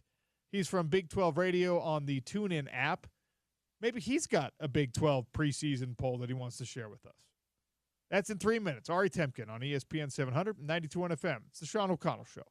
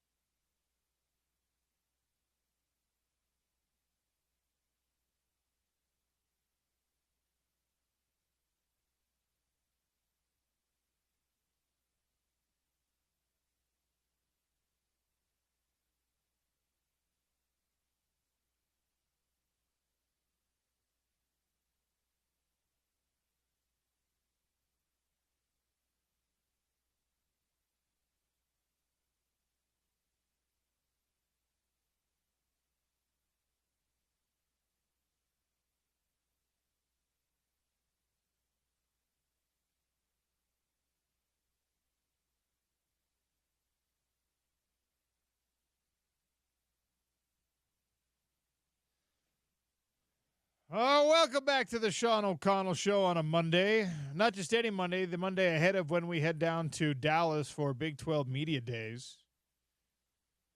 Ari Temkin is going to be there. At least, I think. I shouldn't say that without actually knowing. But he joins me now on the show to preview what we're going to be previewing tomorrow. Ari Temkin, welcome to the Sean O'Connell Show. How are you?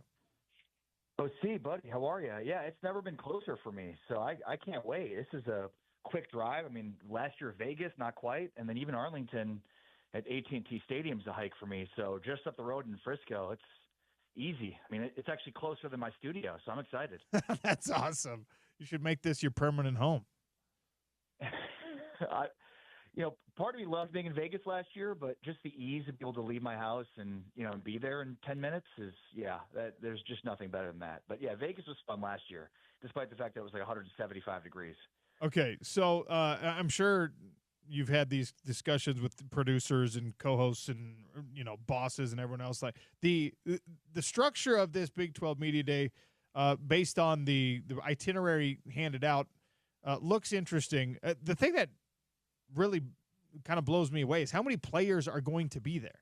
It usually, all through the history of Pac-12 Media Days when we were going and Big 12 Media Days last year, people started to bring a couple extra, but they're like it's 4 or 5 players, 6 players from different teams, and I guess that means we get to talk to more people, maybe, or does it just mean we get less time with each person? Ari, I'm wondering how this plays out. Yeah, it's a great question. The funny part is, did you see who Oklahoma State is bringing? They only have 3 guys coming. So I love Gundy.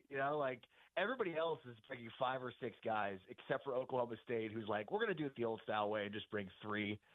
And, I mean, Colorado is bringing 2 quarterbacks.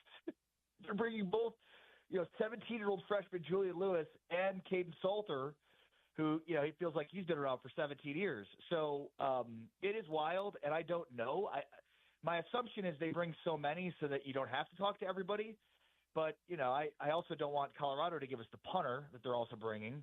I'd rather get at least one of the 2 quarterbacks. So we went through this when we got the email last week that, I think I counted 5 teams are not bringing a quarterback, and that now includes BYU for obvious reasons. But if you take BYU out of it, does that mean the other 4 teams just know they're not going to be good? It feels like if you're not bringing a quarterback, that's like you're just saying, yeah. It's not going to be an easy season for us. Well, I mean, yeah, and especially given this is as good of a year as we've seen across the league for the quarterback position, certainly in recent history, but maybe ever. I mean, just top to bottom. I mean, off the top of my head, UCF is about it in terms of in Oklahoma State, but even Oklahoma State is going to be Hoss Haney. In terms of legitimate quarterback competitions, I don't even think Colorado's is.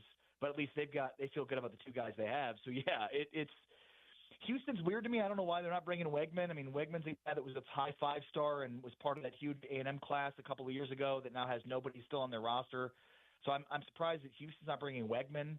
I'm actually surprised that to me, UCF would be the only one I would think that wouldn't bring a quarterback. Maybe UCF and Oklahoma State, because I think Oklahoma State's still going to have a competition because I don't know. I mean, Gundy loves that, I guess. A couple of years ago, he had a quarterback competition play out in the regular season, too, with 3 quarterbacks rotating. So, he doesn't mind that kind of stuff, despite, how much it might hurt your team overall.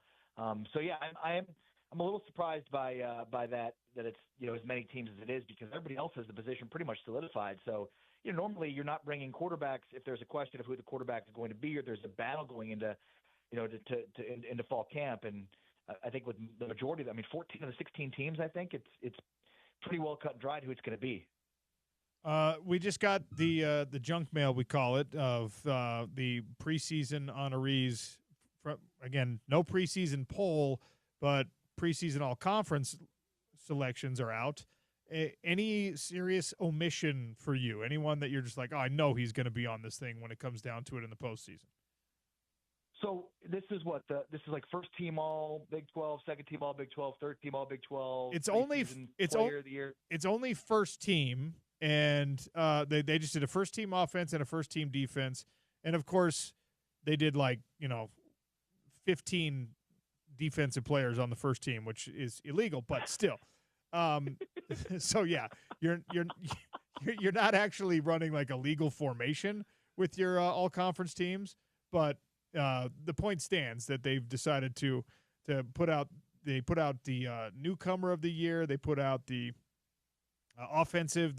presumptive offensive MVP and defensive MVP.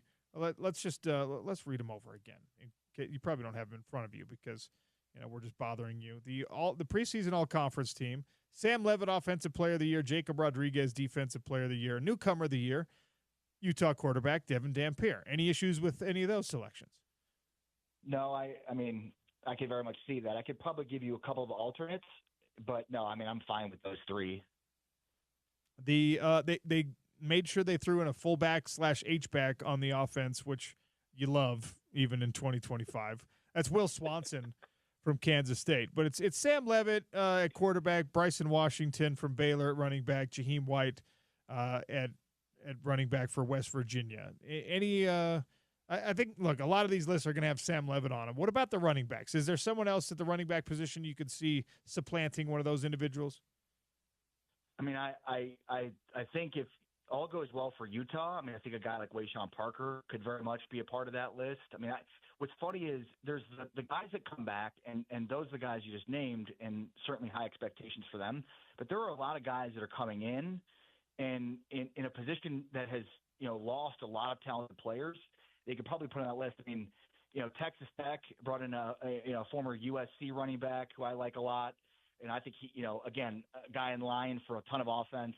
I mean, I think this Utah offense again is geared towards the football. I mean, look at Devin Dampier's recent history and look at Utah's recent history. Like, they're going to be a really good, potentially option offense at times. With Parker, I think, leading the way there. So that's a guy that I could see on my list. I mean, Colorado's running back situation. I mean, they got a guy from Incarnate Word that was a 1,000-yard rusher last year that I think very highly of, and Declan Taylor.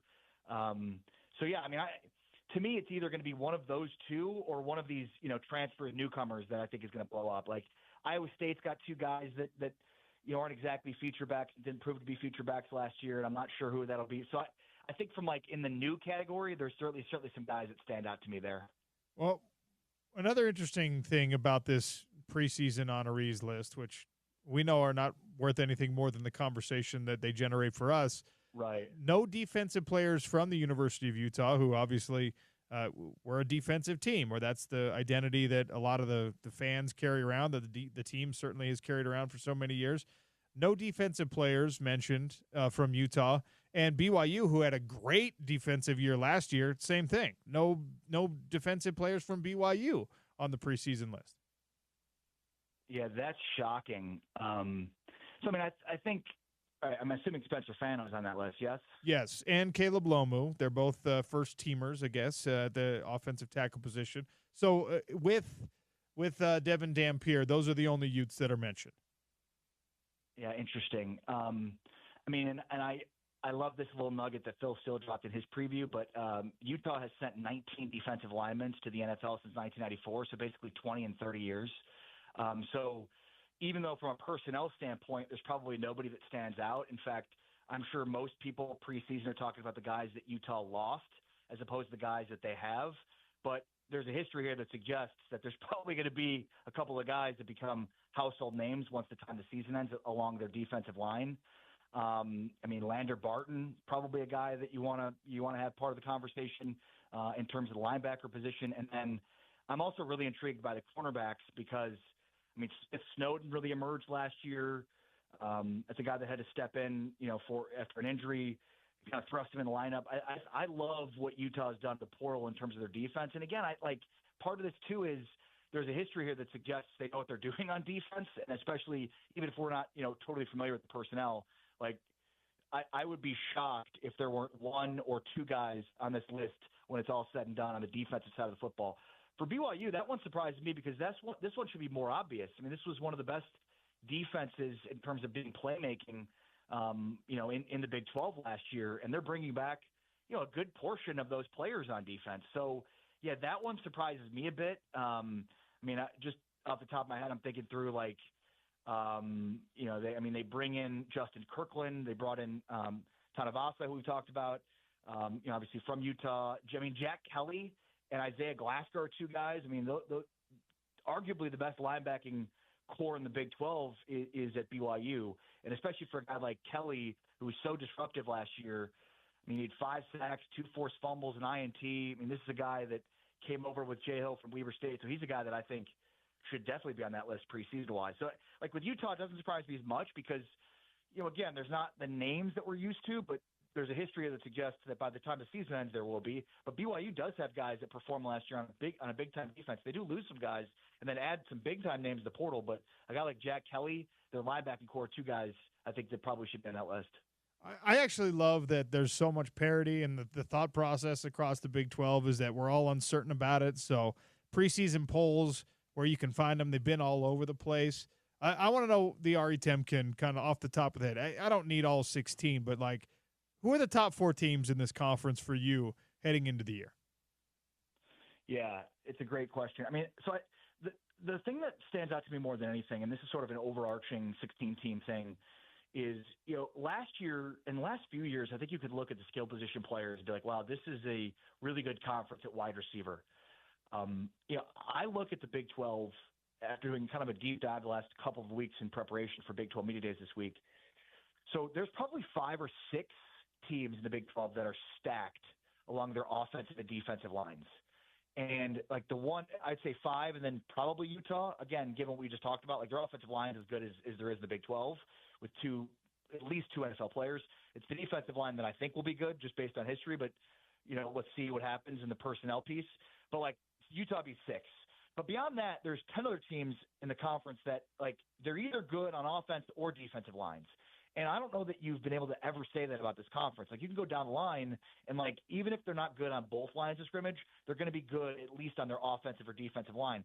So like, that's huge because like, as you know, OC, like that's the difference between winning big and not winning is like, whereas in the past, the Big 12 has been known as a skill position league. The fact that they've got so much in terms of their meat and potatoes up front, I think says a lot. I'll go back to your question, which is for me, identifying the teams that are very, elite up front on both lines of scrimmage. I'm going with Baylor, Arizona State, Iowa State, and Texas Tech would be my top 4.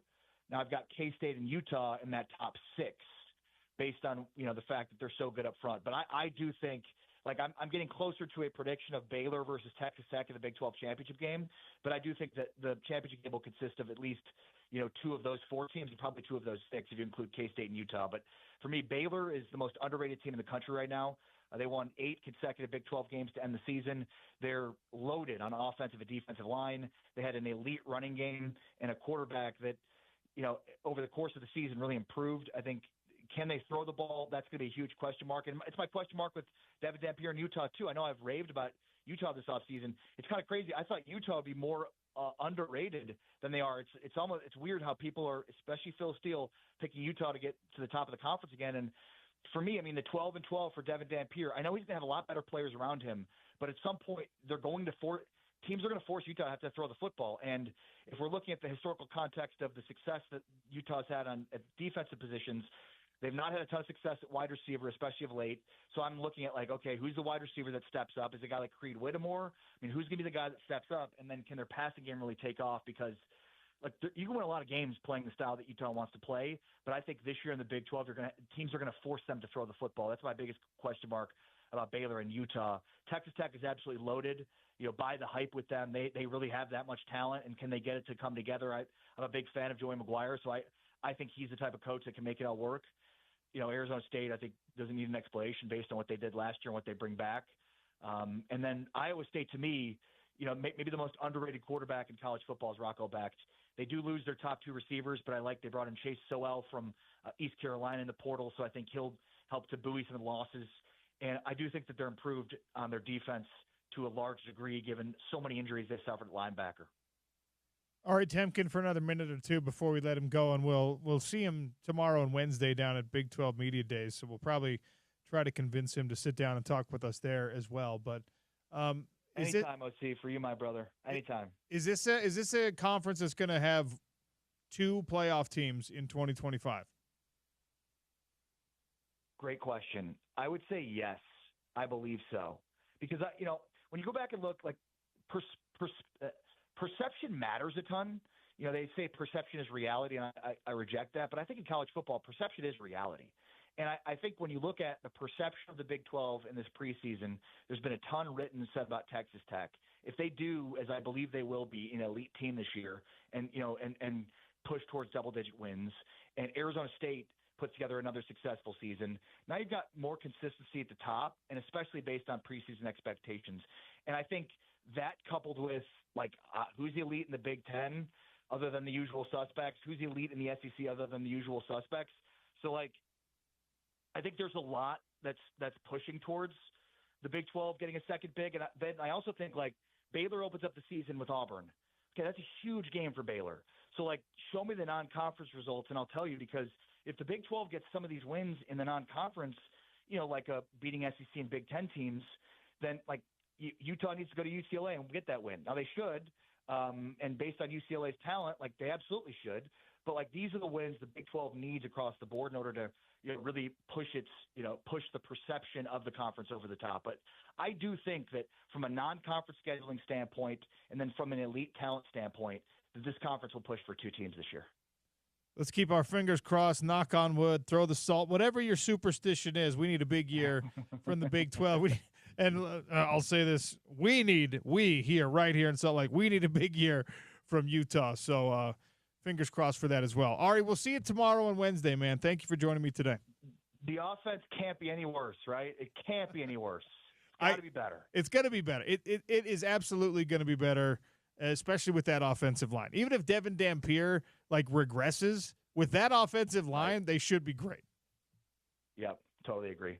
Oh, see you the best, buddy. Great to talk to you, and see you soon. Take care. Ari Temkin, you can catch him on TuneIn on the Big 12 Network. Former Jayhawk, he's high on Baylor.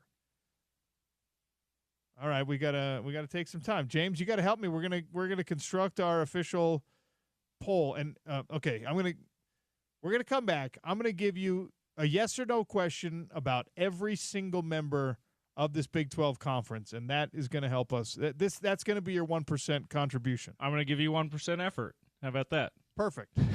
So just par for the course. Okay. Sean O'Connell Show on ESPN 700, 92.1 FM, proud part of Utah's ESPN radio network.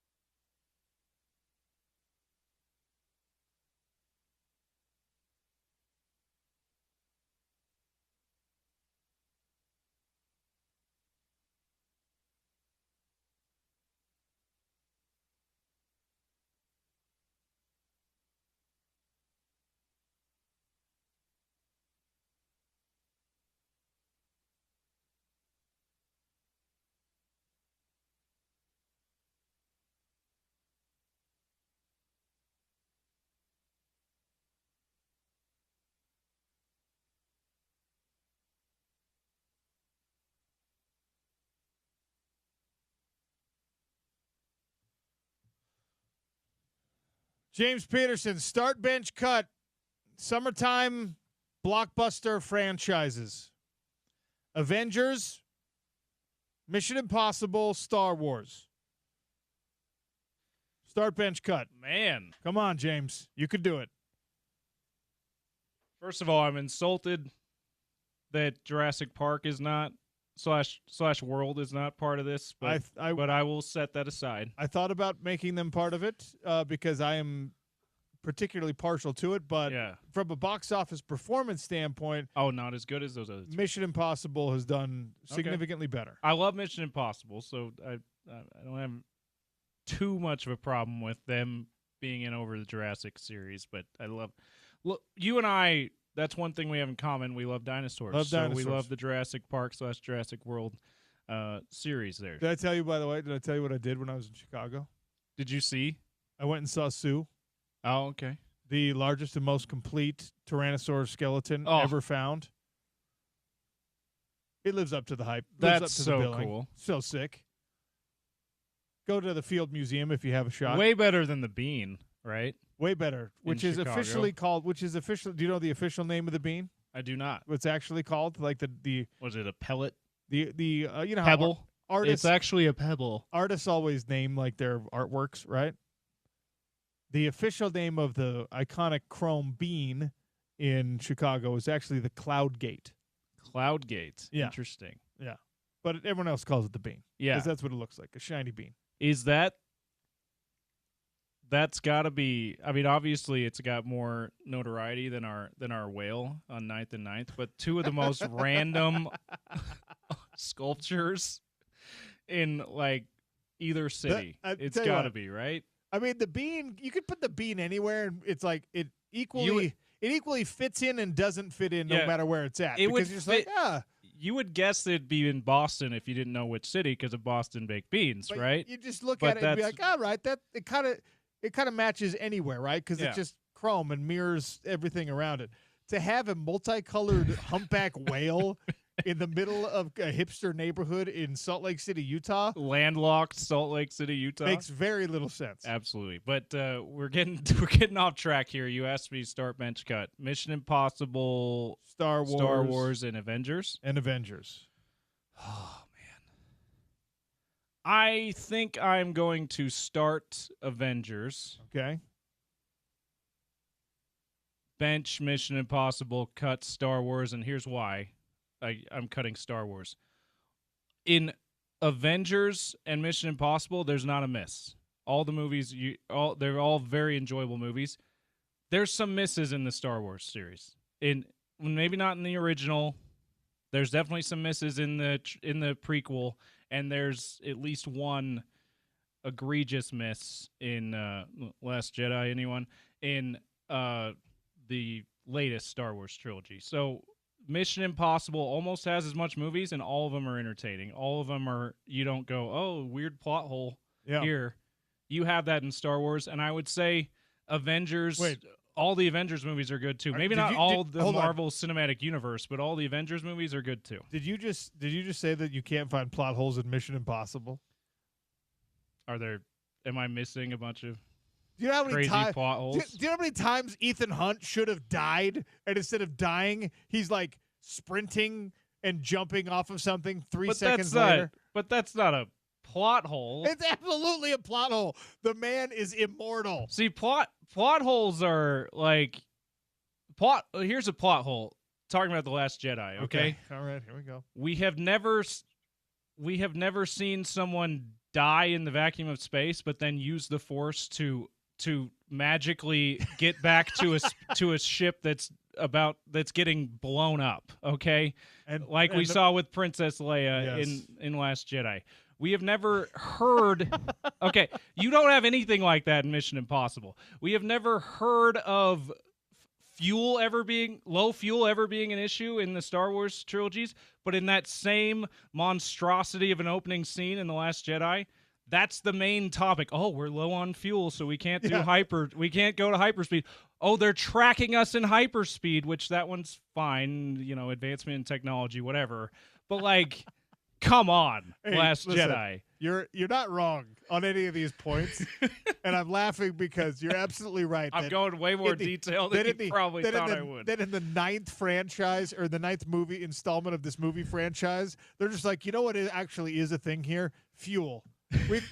What? Like, no one's ever run out of gas before in any kind of situation in Star Wars until then. So okay, well done. Yeah, and by the way, that's a plot hole. What you're talking about with like ridiculous death-defying stunts, that's part of the plot with Mission Impossible. So that's fine. Well, but like when you get shot many times, when you get hit by cars, when you survive helicopter crashes, and it has no effect on your physical performance, like that, I want what he's having. Yeah, you know what I mean? In any case, narrowing down summer movie franchises, by the way, to only 3 for start, bench, cut. That's tough because the Harry Potter franchise is all enjoyable, and they were all big-time performing movies.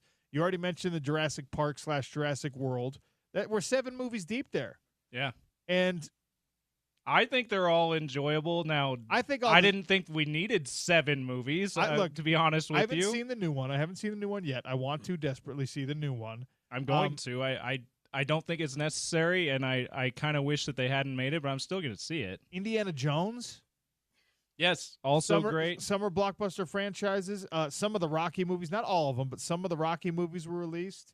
So if you're talking about Harry Potter, wasn't a lot of those Thanksgiving releases? Yeah, not all of them were summertime releases.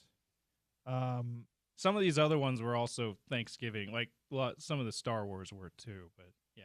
I think whether or not they were released in the summer is a little immaterial. They're still summer blockbuster type movies. Pirates of the Caribbean. I'm not a Pirates of the Caribbean guy. I'm not a pirates person. I don't like pirates. Just pirates in general. You don't like fun. Okay. Somali pirates, fictional pirates. I'm anti-pirate. Pittsburgh Pirates. No thanks. Tampa Bay Buccaneers. That's just a fancy name for a pirate. Las Vegas Raiders. Yeah. We hate all of them. Right? All right. So, yeah. But, man, even like The Dark Knight was released in the summer.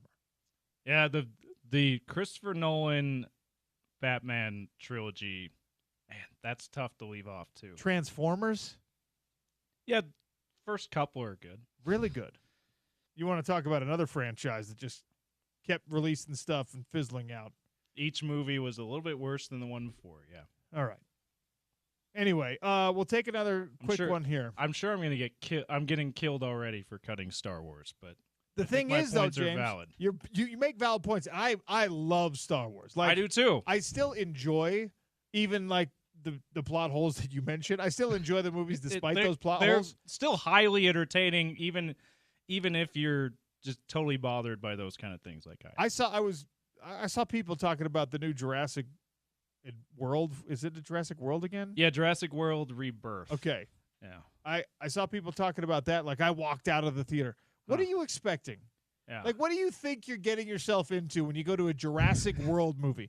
There's nothing they could put in that movie that would make me want to walk out of the movie. There's no level of absurdity that I could be like, I can't suspend my belief. They're movies about life forms that were brought back after 65 million years of extinction. I mean, you have to just go in and be like, I want to be entertained. Also, like, ScarJo? Come on now.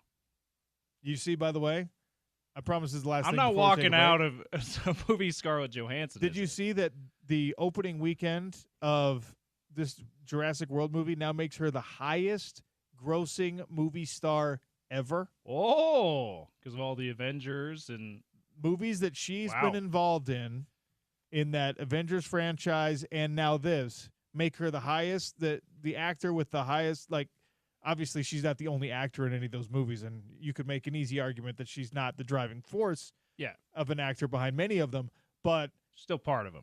If your name's on the poster and that movie's making a lot of money, the money's going in the bank, she's now number one. I didn't see that. That is incredible for her. That's bananas. And by the way, Colin Jost, good for you, bud. Yeah, absolutely. Good for you. Good for you. Absolutely. Normally, there's got to be, like, normally you have to make some kind of a sacrifice when you're gold digging. You know what I mean? Like if you're a gold digger, you got to go. It's like you got to marry some unattractive old man or whatever. Or like just an awful person. You're just like, they're just a terrible person. You're just like, whatever, I'm in it for the money. He gets to cash in on the lottery of the highest grossing actor ever, and it happens to be ScarJo, who, by all accounts, is a very wonderful person. Seems to have a great sense of humor. Obviously very attractive. Is if you're into beautiful women, like she's cute, whatever. So good for Colin Jost. Yeah. That really is the lottery. It really shows. Shout out to Colin Jost. If you're a funny guy, you can have anything you want in life. Well done. All right. I promise we're going to do this. I'm going to go down through the Big 12. I'm going to ask a yes or no question about those teams. It's going to help us shape our Big 12 preseason Sean O'Connell Show media poll. The members of the Sean O'Connell Show media are just me, James, and one poll question. ESPN 700, 92.1 FM, proud part of Utah's ESPN radio network.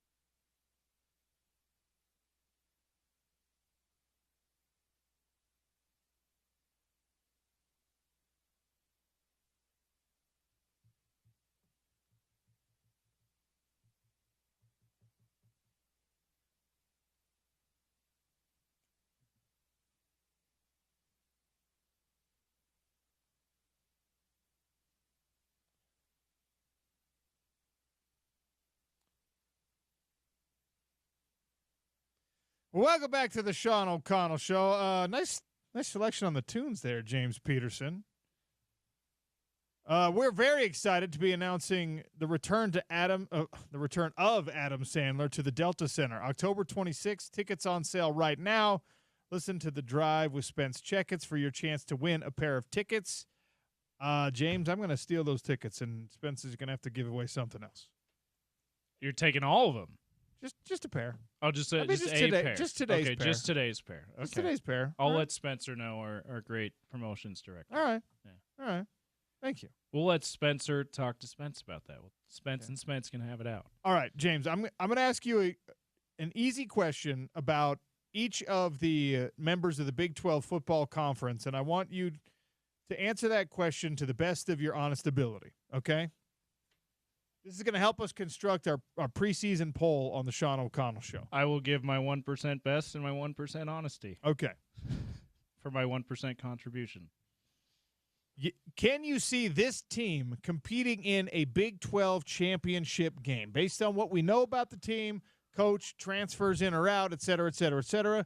I'm going to ask you every team, tell me, make a brief case if you'd like. Can this team play for a Big 12 championship? Can you see them making their way to that game? We'll start with, I think, what are the easiest ones. The West Virginia Mountaineers.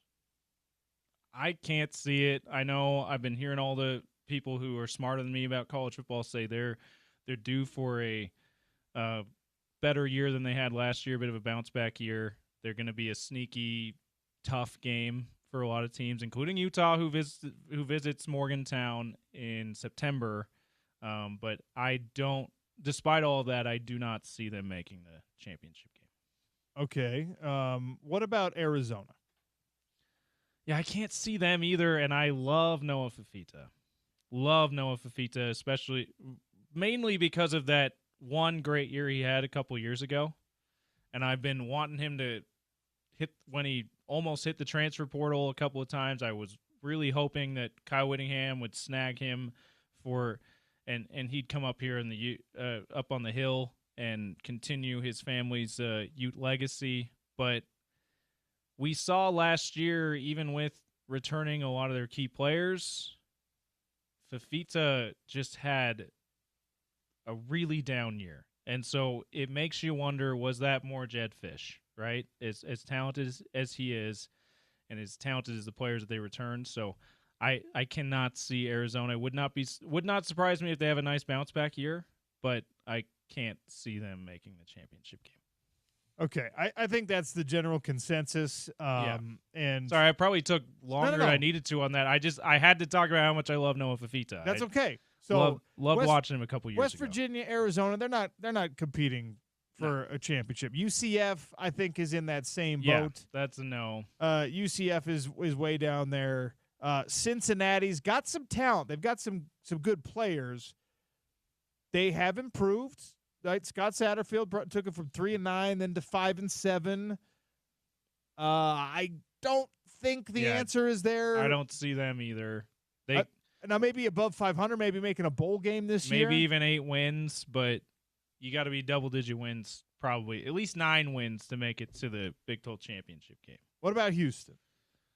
Yeah, I don't see Houston either. Now it's hard to be worse than they were last year, so they'll probably be better, but I don't see them. 27 players new in the transfer portal, including Connor Wegman, who transferred from Texas A&M. And at one point, Connor Wegman was like, an elite high school recruit. Yeah, he was part of that vaunted number 1 recruiting class, right? That Jimbo Fisher got his last recruiting class. Well, one of his last recruiting classes, and that never came to fruition. Colorado, could you see Colorado competing for a Big 12 championship? Too many questions when you have a really good college quarterback leaving, one of the best in program history, not the best, but one of the best in program history, certainly the best in recent program history, and Shedeur Sanders. And then, of course, the Heisman Trophy winner, who was your best player on both sides of the ball, probably. That's too much to fill. I mean, you heard Ari Temkin point out, a half hour ago, 45 minutes ago, that Colorado is bringing 2 quarterbacks to Big 12 Media Days. What's the old adage, OC? When you have 2 quarterbacks, you don't have a quarterback. Those are too big. Those shoes are too big of shoes to fill, and we have to see if Deion.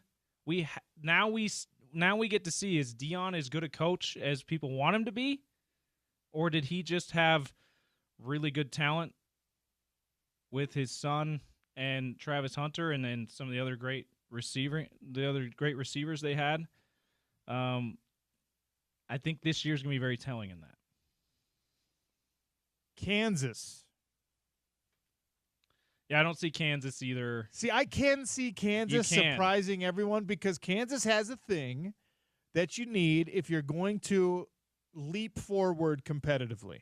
They have a dynamic quarterback. Kansas, if you remember, Kansas at the end of last year went on that run where they beat, was it 4 ranked teams in a row? Including BYU. Which derailed BYU's playoff chances. Great. They're well coached, and when healthy, they've got some really, really interesting players. So Kansas is a dark horse, like the darkest of dark horses, in my opinion. But Kansas is a team that, if I'm looking at it and I'm trying to construct this poll based on it, this is the deepest conference in college football, all right? And there's good and bad to that. There might not be elite teams.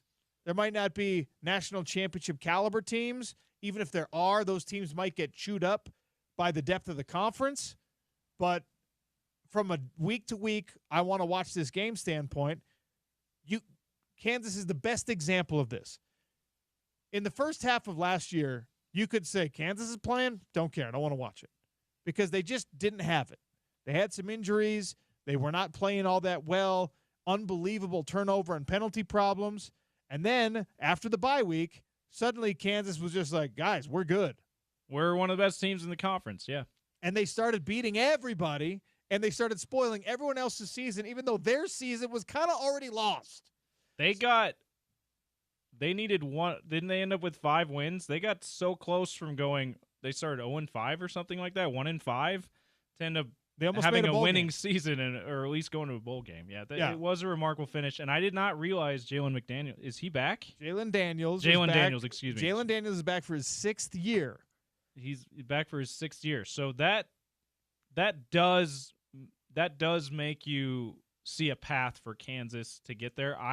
If I were to predict it, I don't think they will. Okay, TCU. Could you see TCU competing for a conference championship? I actually could. They had a quietly nice bounce-back year last year after a really disappointing year the year before, coming off of the national championship appearance. They lost everybody from that team. Yeah, they lost everybody from that team, but they were ranked preseason, probably just off the reputation what they did the year before, not much else.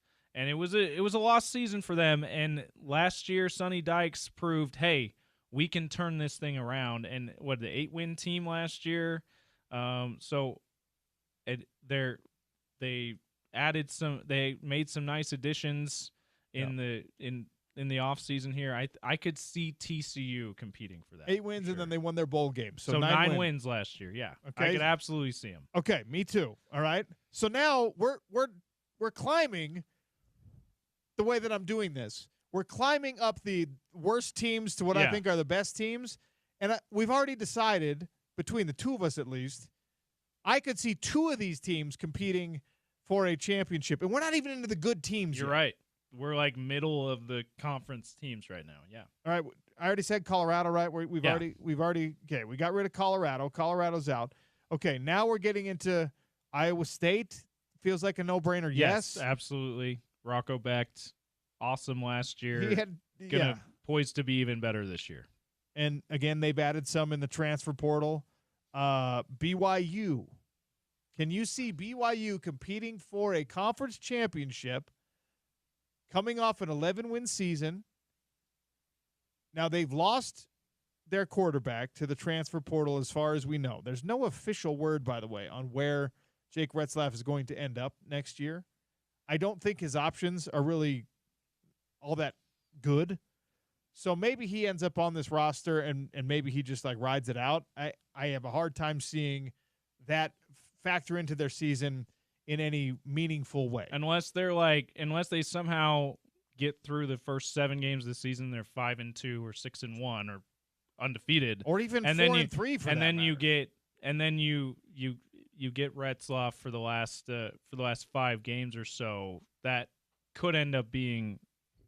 That's a way that it could factor in if he does end up going back to BYU, but it doesn't even seem like he's going back to BYU. So, okay, so do you think BYU can compete for a championship?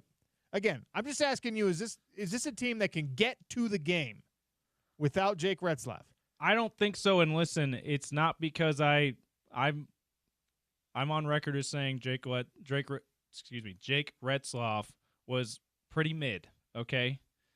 But as we heard from Cougar Sports producer last week, Ronald Weaver III, the experience matters. Yeah. And BYU has no meaningful experience in their quarterback room now. Well, McKay Hillstead played some good ball for Utah State.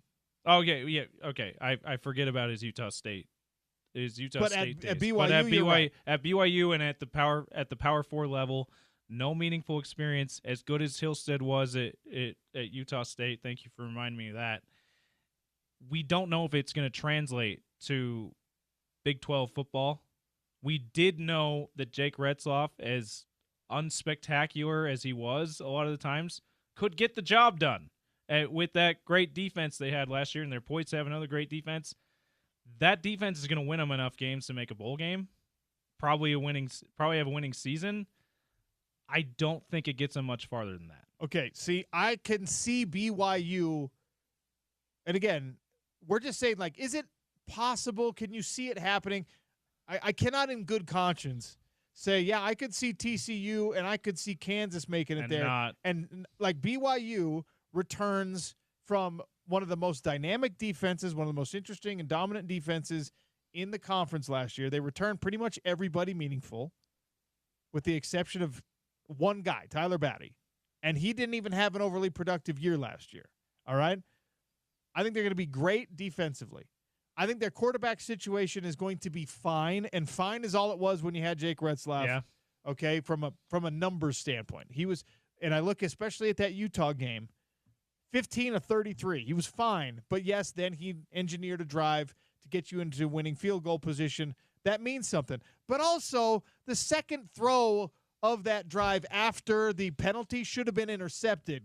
Thanks, Cam Calhoun. So, like, yeah, good luck at Alabama, Cam Calhoun. There's a lot of ways you can look at that, but just kidding. I really do. LJ Martin, a healthy LJ Martin makes that team better all the way through. Him and Sione Moa as a 1-2 punching combination in that running back room. It's a really good room. The real question I have about BYU is not even the quarterback. It's about their offensive line. They brought in the Jota guy, but is their offensive line going to be good enough to support those running backs? The fact that Chase Roberts is now back as a wide receiver, and whoever that quarterback is, an inexperienced quarterback, at least at the Big 12 level, you got to process faster. You got to get the ball out faster. And I like McKay Hillstead. I think McKay Hillstead's going to end up being your starter. I think that he'll adjust to that, but can you adjust to that fast enough, right? But then I look at it and I say, all right, can I see them finding a way to be one of the top two teams against that schedule? Yeah, it's in the realm of possibility. So are they a first-tier championship contender? No, but I'll put them in the same category I put Kansas in. All right? Okay. And I think it's fair I think it's fair to question, how can you say you see a path for TCU but not this BYU team? And for me, you bring up a good point about the offensive line too. Like, that paired with a relatively inexperienced quarterback, at least at the Power 4 level, makes it gives me more than just makes me pause. It makes me just not really believe it. And I said this. It could be a recipe for disaster. Yeah. But the way that team is constructed right now also could end up looking like Utah's first incursion into the Big 12 championship game. Excuse me, the Pac-12 championship game, where you're just a really great defense. You can run the ball well, and you kind of don't know what else you're going to get. Like, that could be what BYU does this year. Now, as we all know, Utah did not successfully win the Pac-12 conference the first couple times they played for the championship. But, I mean, you gave Washington all they could handle. You gave Oregon less than they could handle. Yeah. But anyway, I don't want to spend too much time on this BYU team, but there's enough uncertainty that I'm like, you know what?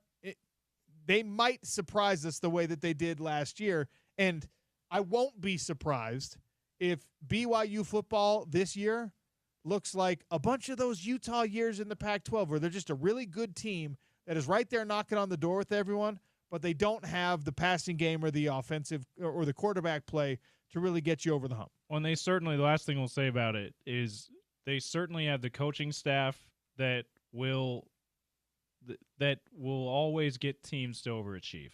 And that's what they've built under Kalani Sitake down there. So that's why I can see why you're saying I can see they have a fighting chance to get there. I'm still going to stick with my no. BYU, from a coaching standpoint right now, unfortunately, the BYU coaching staff too closely resembles a Utah football coaching staff, because defensively they were all Utah football coaches at one point. Yeah. I mean, if you believed anything about Utah's defense in the last 12 years, those same guys are now engineering the BYU defense, and they have some good personnel to help do it. Okay, and the rest of these teams in the Big 12 Conference, you're going to give a yes to, right? Yeah, let's hear them anyway. Can they compete? Can you see this team making the championship game? Texas Tech? Absolutely. Number one winner in the transfer portal. My big question about Texas Tech is, are they Texas A&M or are they Ohio State? This is a highly paid roster. This is a coaching staff that lured a bunch of talent in the transfer portal. That's talking a lot of noise. Gave them a bunch of money and said, look, man, on paper, you guys are ready to beat anybody. That's what Texas A&M was. And speaking to what I just said, talking a lot of noise, I do love. So our guy Shahan Jayaraja wrote a really good piece for CBS Sports about how they are starting this, what looks like a renaissance in Lubbock. I do love that one of the lines in there is one of the noise about Lubbock, the city, is, did you see we have a Target now? Like we're not just empty space out here in Lubbock and West Texas anymore. It's like we got a Target now. I'm like, okay, I know what you're doing, but like that's not that impressive. Here's the thing. Texas Tech, with what they added on paper, should be the best team in the conference. I don't know enough about Joey McGuire's ability to translate talent into production for me to say, yeah, Texas Tech is, but like there's a lot of people out there who are higher on Joey McGuire than I am that say it's a matter of time. This is now the turn that they were ready to make. They just signed the highest rated player in their history. He's not part of this class. He's not going to be part of this team, but like all that stuff is going in Texas Tech's way because of money. So Ohio State took money and turned it into a championship because they're a well-coached team. They're a disciplined team. On field, at least, they're a very disciplined team. Like, they knew how to do that. Texas A&M didn't. So Is Texas Tech, if that's a spectrum, where does Texas Tech fall in that spectrum? But, yes, obviously we can see them with all that talent competing for a championship. Baylor, Ari Temkin joined us, and Baylor is one of those teams. Last year, this time of year, we were talking about Dave Aranda on a hot seat. We really were. And they ended up with an 8-5 record last year. They finished with the second-best record in the back half of the season in the Big 12 Conference, only behind Kansas. Like, this is a team that really has the opportunity. And, again, like Texas Tech, they added a bunch of quality transfers. You've got an experienced quarterback coming back. Baylor's a yes. We could see them competing for a championship. Kansas State is a yes. You could see them competing for a championship. Arizona State obviously is a yes. Yep. They won it last year. They got their two best offensive players, not named Cam Scattaboo, back, too. So the second and third offensive players last year are back, and that's a big deal. And one of them is a quarterback who's got on a high trajectory right now. And is a guy that a lot of Ute fans wish was wearing a crimson uniform, even though we're all happy that Devin Dampier's here. And then the last team we haven't talked about is Utah. So a convoluted and long-winded way of going through this exercise, we just went team by team. Can you see them at least playing in the conference championship game? And my answer to more than half of the teams, to 9 of the 16 teams, is yes, I could see them playing in the conference championship game. Do I want to handicap them and say, well, the best team is Arizona State and the third best team is Utah? It's more like, can I see this team actually competing for a championship?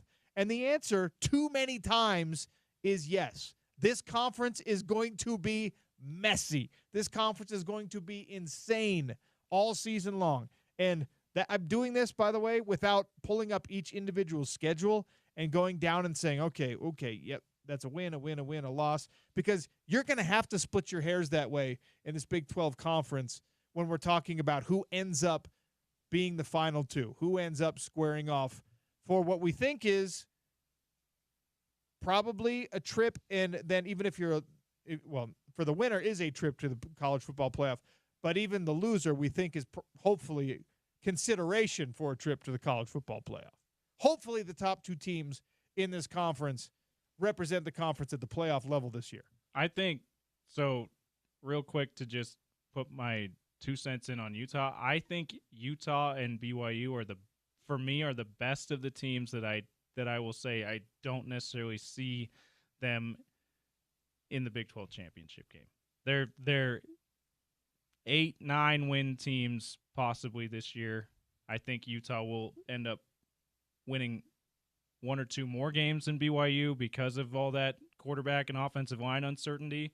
And Utah doesn't necessarily have that, although we do need to see Devin actually do it on the field. We feel really good about his ability to do so. Because we've seen him do it in this offense on the field at a lower level. Right. So I'm Utah's a no for me right now, and so is BYU, but they're like right on the outside for me of the teams that I can see making it to the Big 12 championship game and the teams that I can't. So if they're very impressive in their first 4 or 5 games, both teams this season, those two could be turned into yeses for me real quick. I think they're a yes for you, though. Utah. Well, look, a healthy Utah plays in the conference championship game. Whether they win it, to be determined, because I think there really is that much parity. The way their schedule plays out this year is, in my opinion, as favorable as any of the good teams, the quality teams in this conference have. It does look like a favorable schedule. It looks like a pretty favorable schedule. You've been so grossly unlucky these last 2 years, and I just have to believe that it's not going to happen a third time in a row.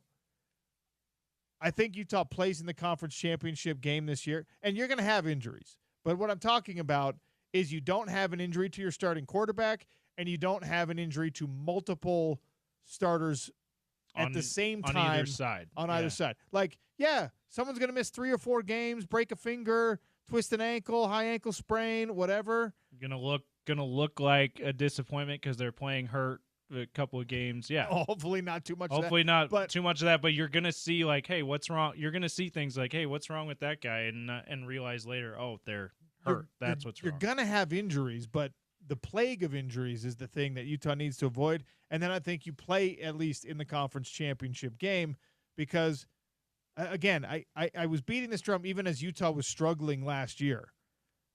This coaching staff hasn't forgotten how to coach. This coaching staff hasn't forgotten how to establish a culture.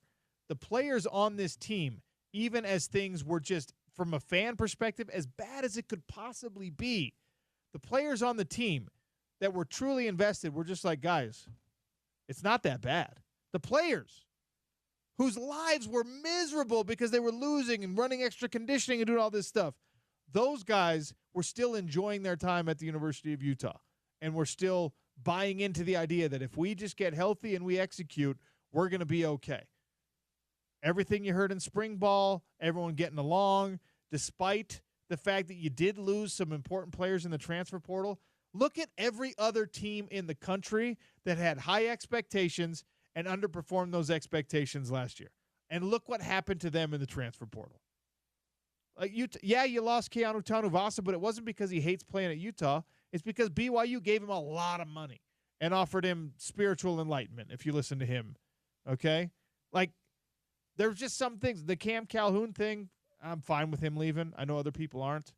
I'm fine with him being gone. You absolutely would feel much better about the secondary if Cam Calhoun was here, but you don't. There's no reason to feel bad about it. No.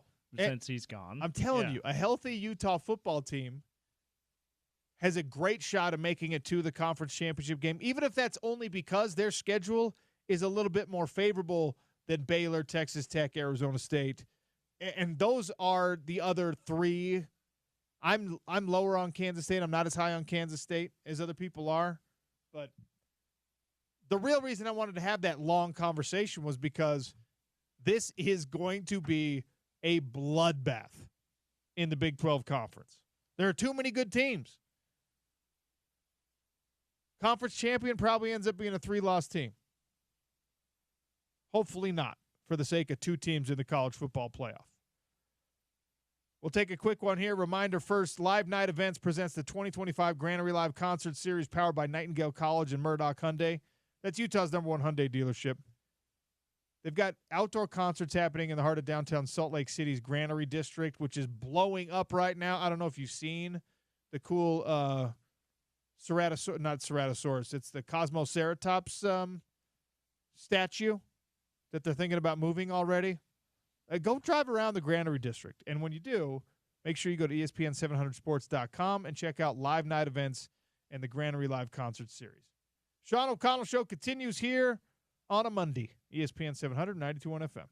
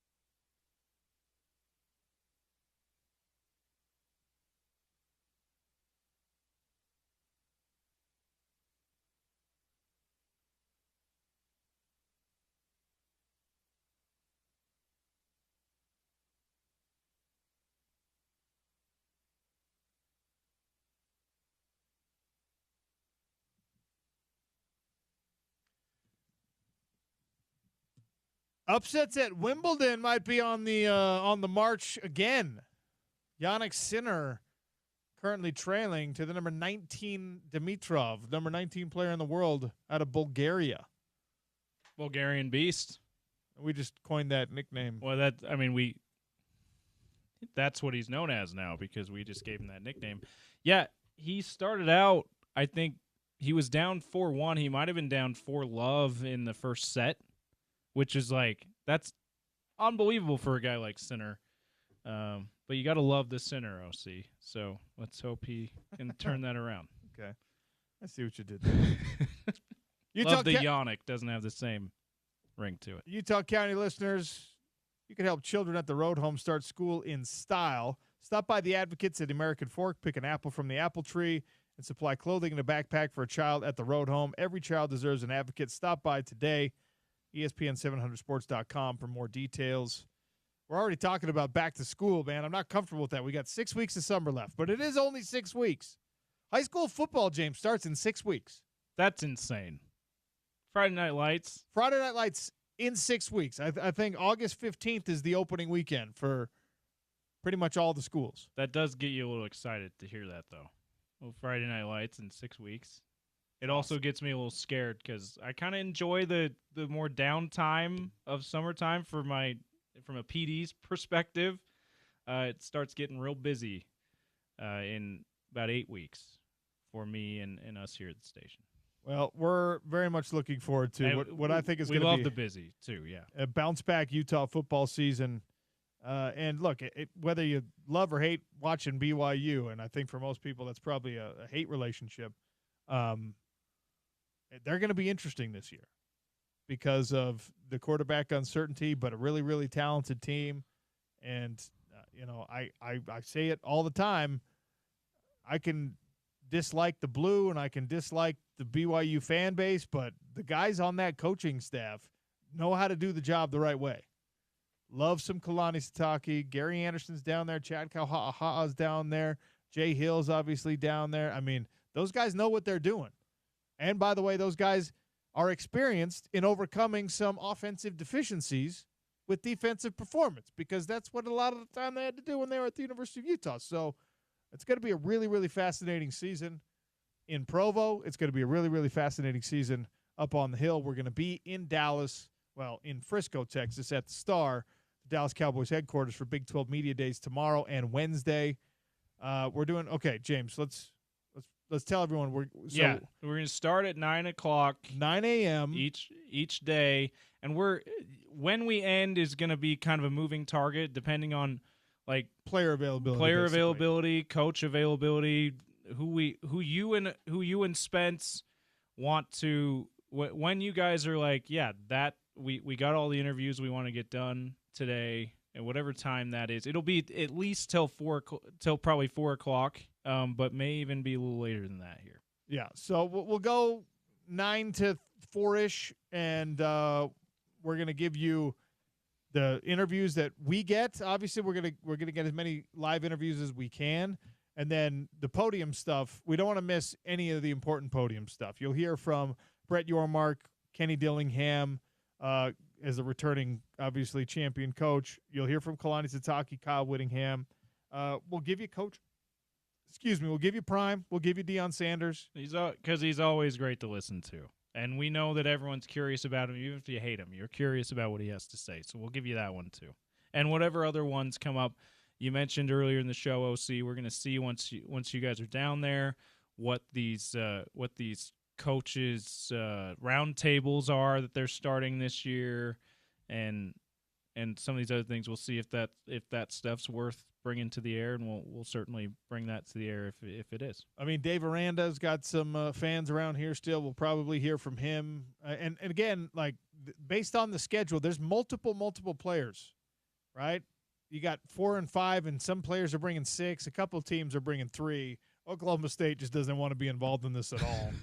There's they're not bringing their quarterback. They're bringing 3 random dudes, and Mike Gundy is on his way out. A lot of publications are saying that Oklahoma State they're the bottom dweller this year, which means they'll probably win the conference. Which means with the way things went last year, they're going to surge back to the top, and we're all going to have to deal with the Pokes.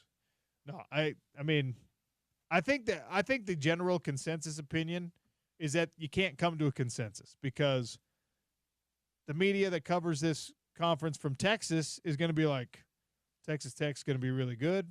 Baylor's going to be really good. Watch out! Watch out! We got Target in Lubbock now. We have a Target in Lubbock. Okay. It's actually surprised that's like a tongue-in-cheek thing. They had Target before, right? according to Shahan Jayarajah's article, it seems to be like a recent thing. Like he brought it. The reason he brought it up, because now it seems like I'm making fun of our guy Shahan, which I would never do. He's a great writer, a lot of respect there.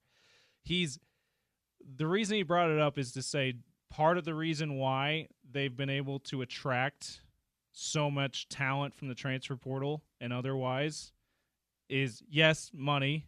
That's the number one reason. But the number two reason is they're convincing guys who have never been to Lubbock before that the reputation is highly exaggerated. It's a growing developing city, and he just happened to mention that like there's a Target now. So okay, I kind of made that made me chuckle as I read it. I just looked it up. 2 Targets. 2 Targets. They've got okay. 2. Okay. You've got a Target on University Avenue. Okay. And you've got a Target the other side of town, probably. It's not even that far away, honestly, which is a normal thing. On the Marcia Sharp Freeway.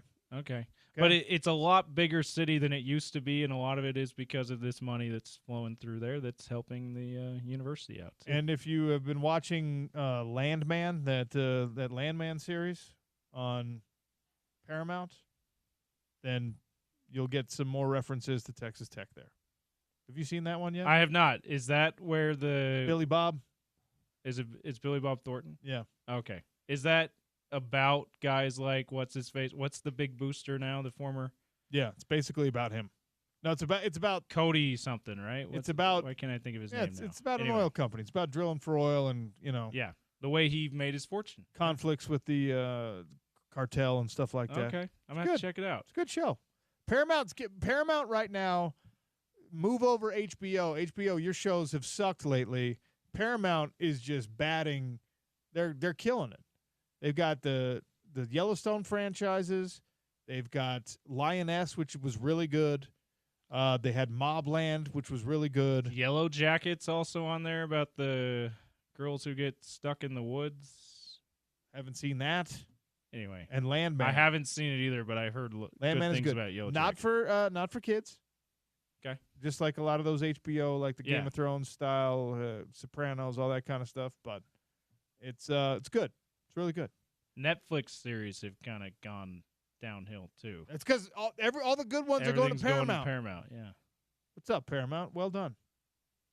All right, take a quick one here. I think Spence Checketts is in the building today. He is in the building. I'm not sure he's arrived quite yet, but he is doing his show from here today. We will make him play start, bench, cut with the Pac-12 era wide receivers and with summer movie franchises.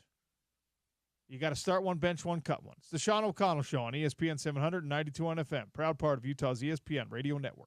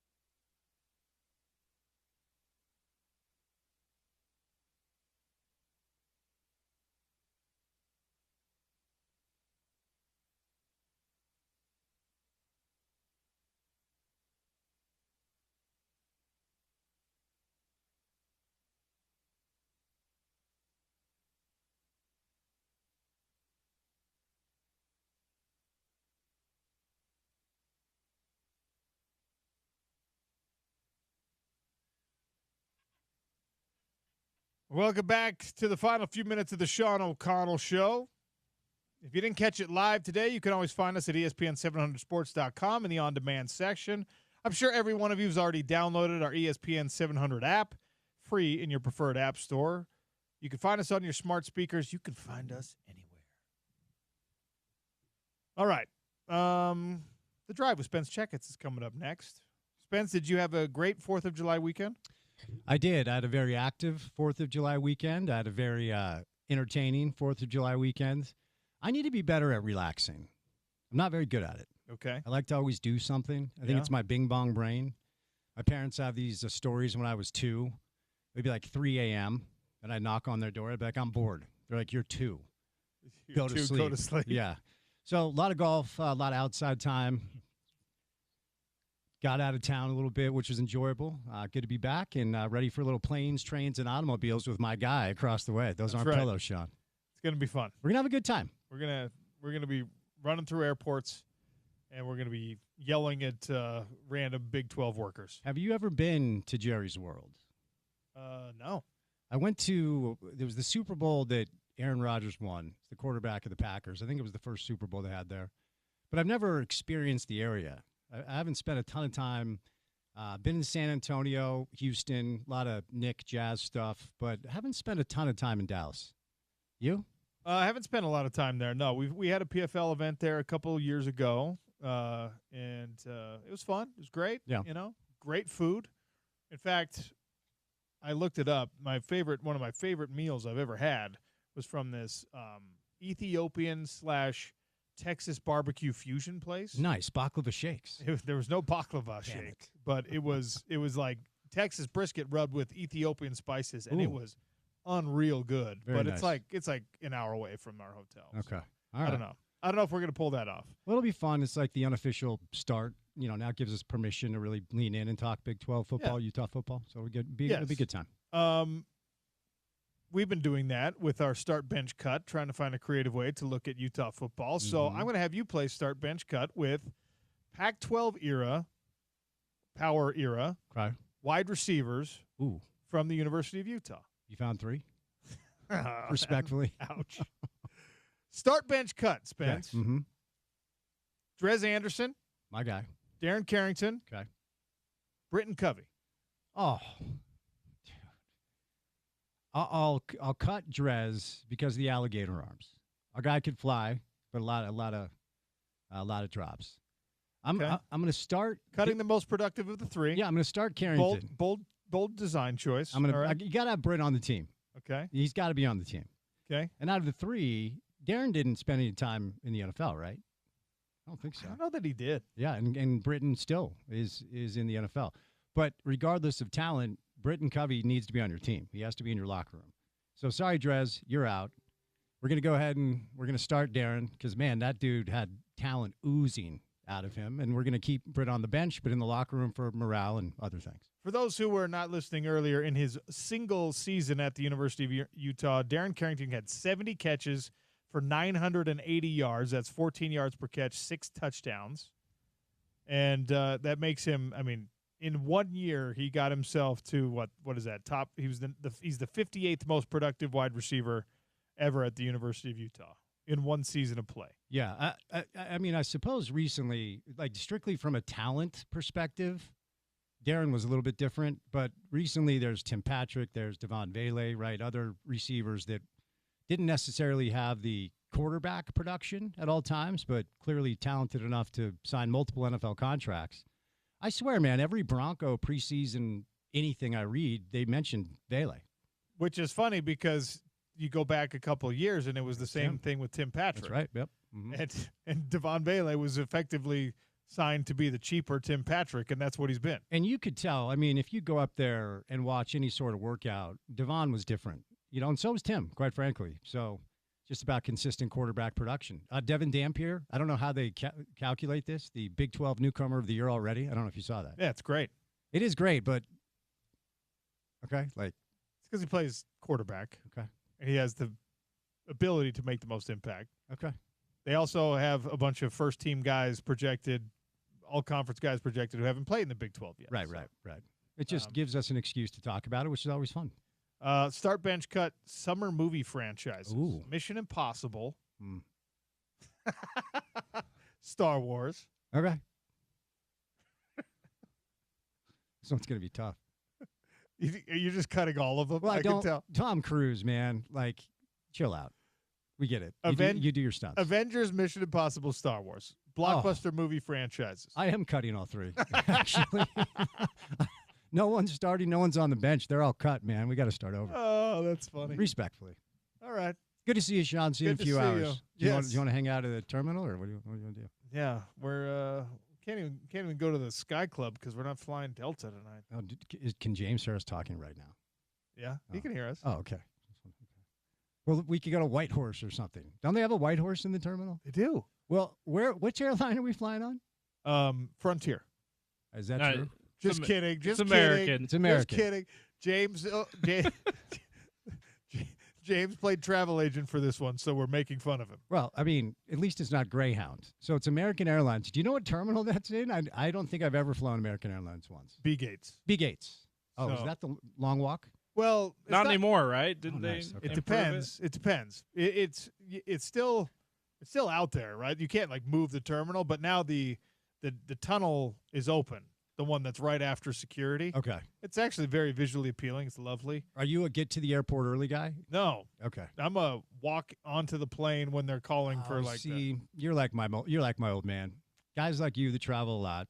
See, because of the PTSD I've suffered, I am a get to the airport early guy. Yeah. Because we as a large family miss flights, not because of the kids, because of my father. He hates waiting anywhere. Yeah. So he times it so we walk through TSA and we go straight to the plane. See, but if you're the dad who pays for all the tickets for your It's fair. kids, like, and you're the reason that you missed a flight, it's all on you, so you can deal with that. So we depart at 7 o'clock tonight. What time will you be at the airport? 6:15. Okay. I thought you'd say 6:55. Well, no, because you actually like they close boarding at 6:45. Right. Exactly. Right. Right. Yeah. And cause if you have, if you're very successful in life and you have TSA pre-check, it doesn't take long to get through that screening checkpoint. It shouldn't. And let me just say, we're so lucky to have this airport so close. That really is so convenient. And every time I travel to other places and the other airports are annoying, I love our airport, man. So Yeah. you'll be there at 6:15. I'm going to try to sneak there a little early, like 6 o'clock, Okay. like Well, right when the show ends.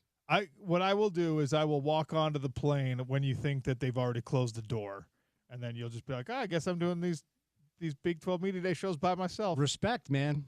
Respect it. See you tonight, pal. Stay tuned for The Drive with Spence Checketts. Thanks for listening to the Sean O'Connell Show. All tomorrow, all Wednesday, Big 12 Media Days right here on your home of the Utes, ESPN 700, 92.1 FM.